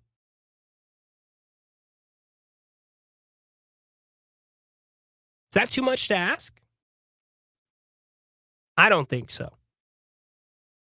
Ryan and Sacktown in for Napes today here on the Grant Napear Show. We are down to our last segment. Kings basketball tipping off here in about 27 minutes. Kings are in the Valley of the Sun. That's right, playing the Phoenix Suns. Phoenix last played on December 31st. Kings, second night of a back-to-back coming off of last night's loss to Boston. This is the third game in 4 nights for the Kings as well. We've got the starting lineups coming up for you. We'll give you a quick breakdown of the game and send you into the weekend properly. Happy New Year's from all of us right here on Fox Sports Sacramento. Last segment, straight ahead. Grant Napear Show, Fox Sports. We are Fox Sports. It's the All Things Legal Show, heard every Saturday morning from 8 to 9. Join your host, Craig Ashton, with an entertaining and eclectic view of all things legal. Saturday mornings from 8 to 9. Remember, for the best advice, don't think twice. Call Ashton and Price. Call the good dudes at Gabrudes, Gubruds. Homeowners, if you have an electrical project you need done, then you need the good dudes at Gabrudes. Family owned and operated for 30 years, Jay Gabrud and his team are the area's recognized experts for everything electrical, from the very basic like repairs, lighting upgrades, and whole house fans, to the biggies, panel replacements, EV stations, and backup generators. Gabrudes does it all and does it right the first time. They're actually the guys their competition recommends. Gabrudes, expert, 5-star service, and always transparent, honest prices and solutions. Say goodbye to your electrical issues. Visit Gabrudes.com or call 24/7 and speak with a real live person. Gabrudes, Gubruds. Call the good dudes at Gabrudes, Gubruds. Gabruds.com. Are you SAC Alert? Have you signed up to receive emergency alerts via phone, text, email, or app? Well, what are you waiting for? Winter is coming, and that means there is potential for storms and flooding in our county. Don't get caught off guard or left in the cold. Get urgent storm evacuation and shelter information immediately sent directly to your device. Sign up today at sacramento-alert.org. Again, that's sacramento-alert.org. It's free, quick, and easy to do, and can literally be a lifesaver. The team at Downtown Ford Sacramento wishes you a phenomenal 2026. And what better way to ring in the new year than to treat yourself to a new or pre-owned Ford car or truck? See, the new year means we got to get rid of all these 2025 vehicles to make room for the new 2026 ones. So now's the time to get a crazy deal on a 2025 Ford that is still brand new. And we've got an awesome finance team here, always ready to help you get into the vehicle you want. And look, if you've had your eye on a Ford car or truck, but you're not yet ready to get into a brand new one just yet, odds are we've got a gently used version of that same car or truck right here on site for substantially less. Once you got your Ford, our top-notch service department will keep it running like it's brand new for as long as you own it. With more than 100 years of service to Sacramento, we're Downtown Ford on Howe Avenue next to the How About Arden Shopping Center. DowntownFordSacramento.com. Wouldn't it be great if life came with a remote control? You know, you could hit pause when you needed to, or hit rewind. Like that time you knocked down that wasp's nest. Uh-oh. Or that time you forgot to roll up your windows in the car wash. Fantastic. Yeah, a remote control would have come in handy then. Well, life doesn't always give you time to change the outcome, but prediabetes does. With early diagnosis and a few healthy changes like managing your weight, getting active, stopping smoking, and eating healthier, you can stop prediabetes before it leads to type 2 diabetes. It's easy to learn your risk. Take the 1-minute test today at doihaveprediabetes.org. Life doesn't come with a remote control. Yikes! So you're on your own with the wasps. You have the power to take control of prediabetes. Visit doihaveprediabetes.org today. That's doihaveprediabetes.org. Brought to you by the Ad Council and its prediabetes awareness partners.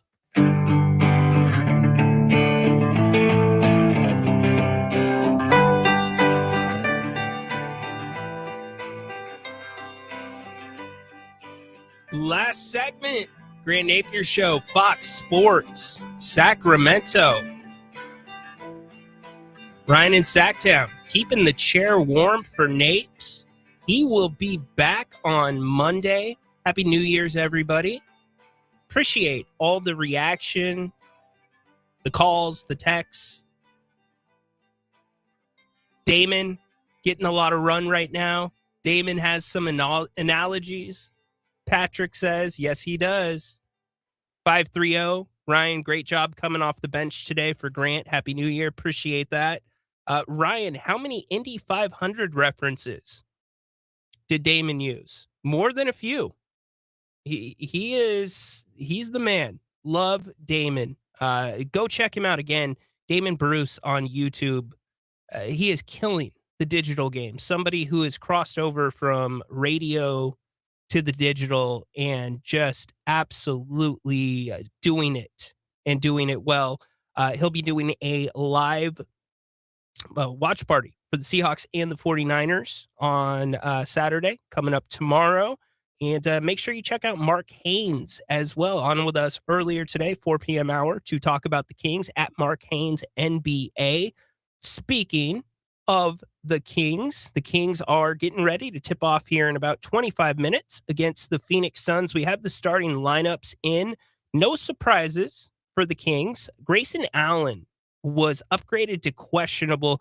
He ended up being out, so he is not going to be available for the Suns. But the Kings will start Keegan Murray, Precious Achiuwa, Max, DeMar, and Russell Westbrook. For the Suns, Dylan Brooks, Royce O'Neal, Mark Williams, Devin Booker, and Colin Gillespie.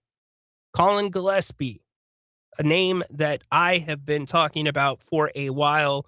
He is the West Coast TJ McConnell. He is exactly what the Suns needed next to Devin Booker, which has allowed Devin Booker to get back to being Devin Booker. Second night of a back-to-back for the Kings. We saw some encouraging things from them last night, which we talked about. The ball movement. We talked a lot about Keegan.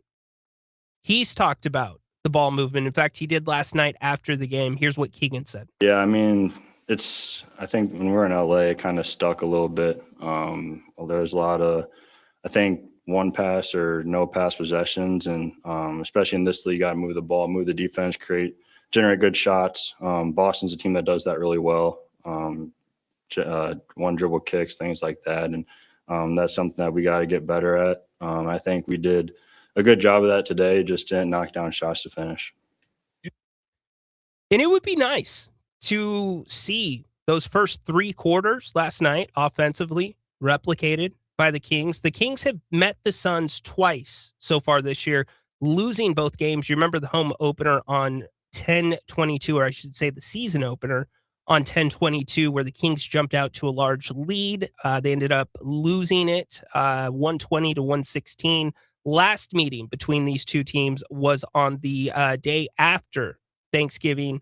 The Kings lost that one 112-100. So the Kings look to work towards getting back to 500 on the season against Phoenix. It goes without saying, Devin Booker, you got to make sure that you are on him, not going under any screens. I would think Doug Christie would like to use a decent amount of his rotation early tonight, seeing that it's a second night of a back-to-back.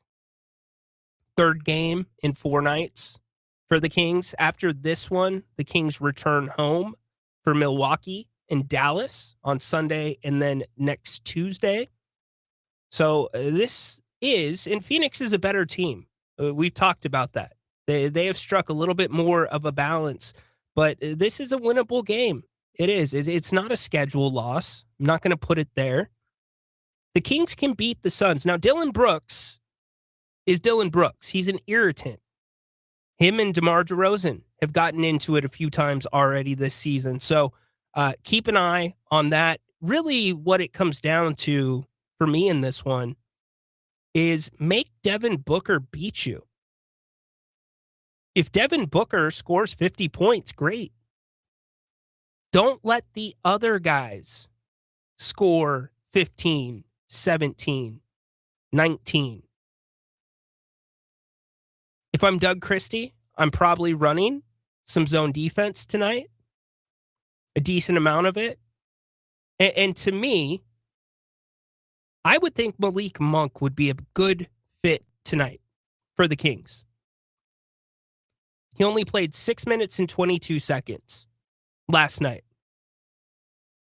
So if somebody doesn't have it, if Westbrook doesn't have it, give Malik some tick. And what about Devin Carter? Still waiting to see Devin Carter. So Kings and the Suns coming up. We will have post-game coverage of that tonight for you. Make sure you join us on If You Don't Like That. Jerry Reynolds, Grant will be there as well. Grant will be back in his studio. So looking forward to breaking that one down with all of you. Speaking of you, appreciate again all of the reaction, the love, the support today.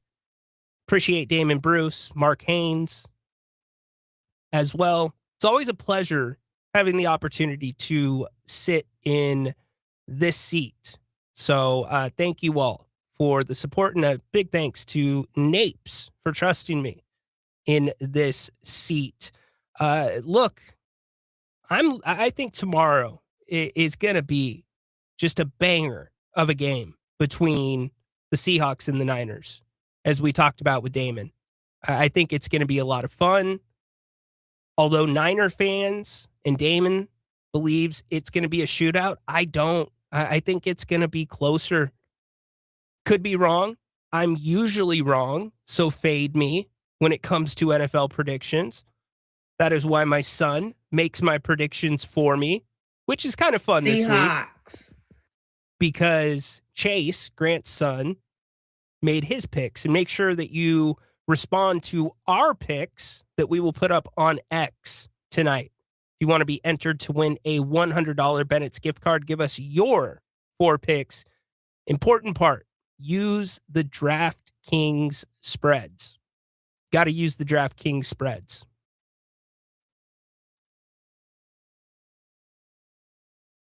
Looking at the Kings schedule,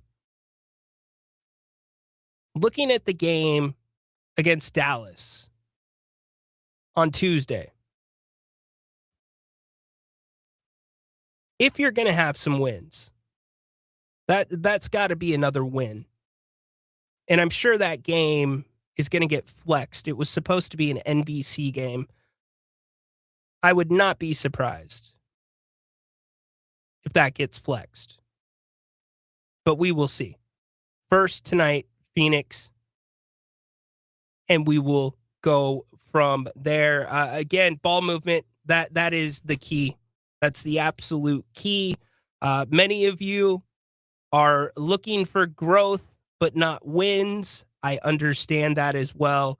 Max Reyno should have a favorable matchup tonight as well. And again, that double big lineup, if there's anything that you see or are looking for as a light at the end of the tunnel, unlike Mitch Richmond, who couldn't see the tunnel, as Grant tells the story about, it's the thought of a lineup that includes Domantas Sabonis, Max Reyno, and then also Keegan Murray at the 3. Precious Achiuwa, by the way, his 3-point shooting last night, not a coincidence. He has been working that really hard before the games, really hard. And he's getting into better shape as the season goes along. So expect some good things for him as well.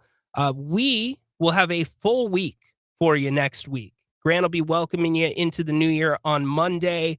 We'll begin with Sean Salisbury on Tuesday, Chris Landry on Thursday, getting us ready for the semifinals of the college football playoffs. My, oh my, how 3 hours goes so quick. It does.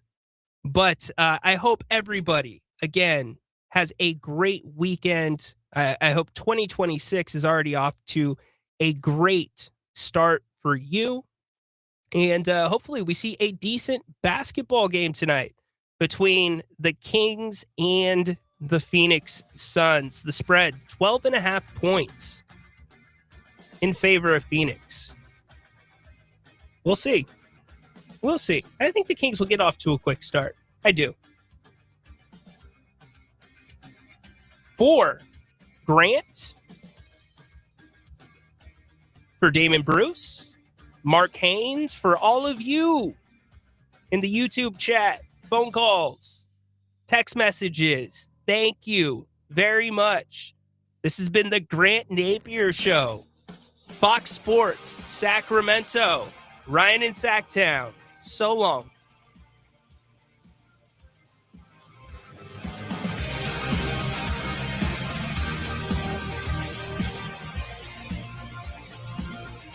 Hi, it's Margot from Bennett's Restaurants. Looking for the best happy hour in town? Head to Bennett's, where every day from 2 to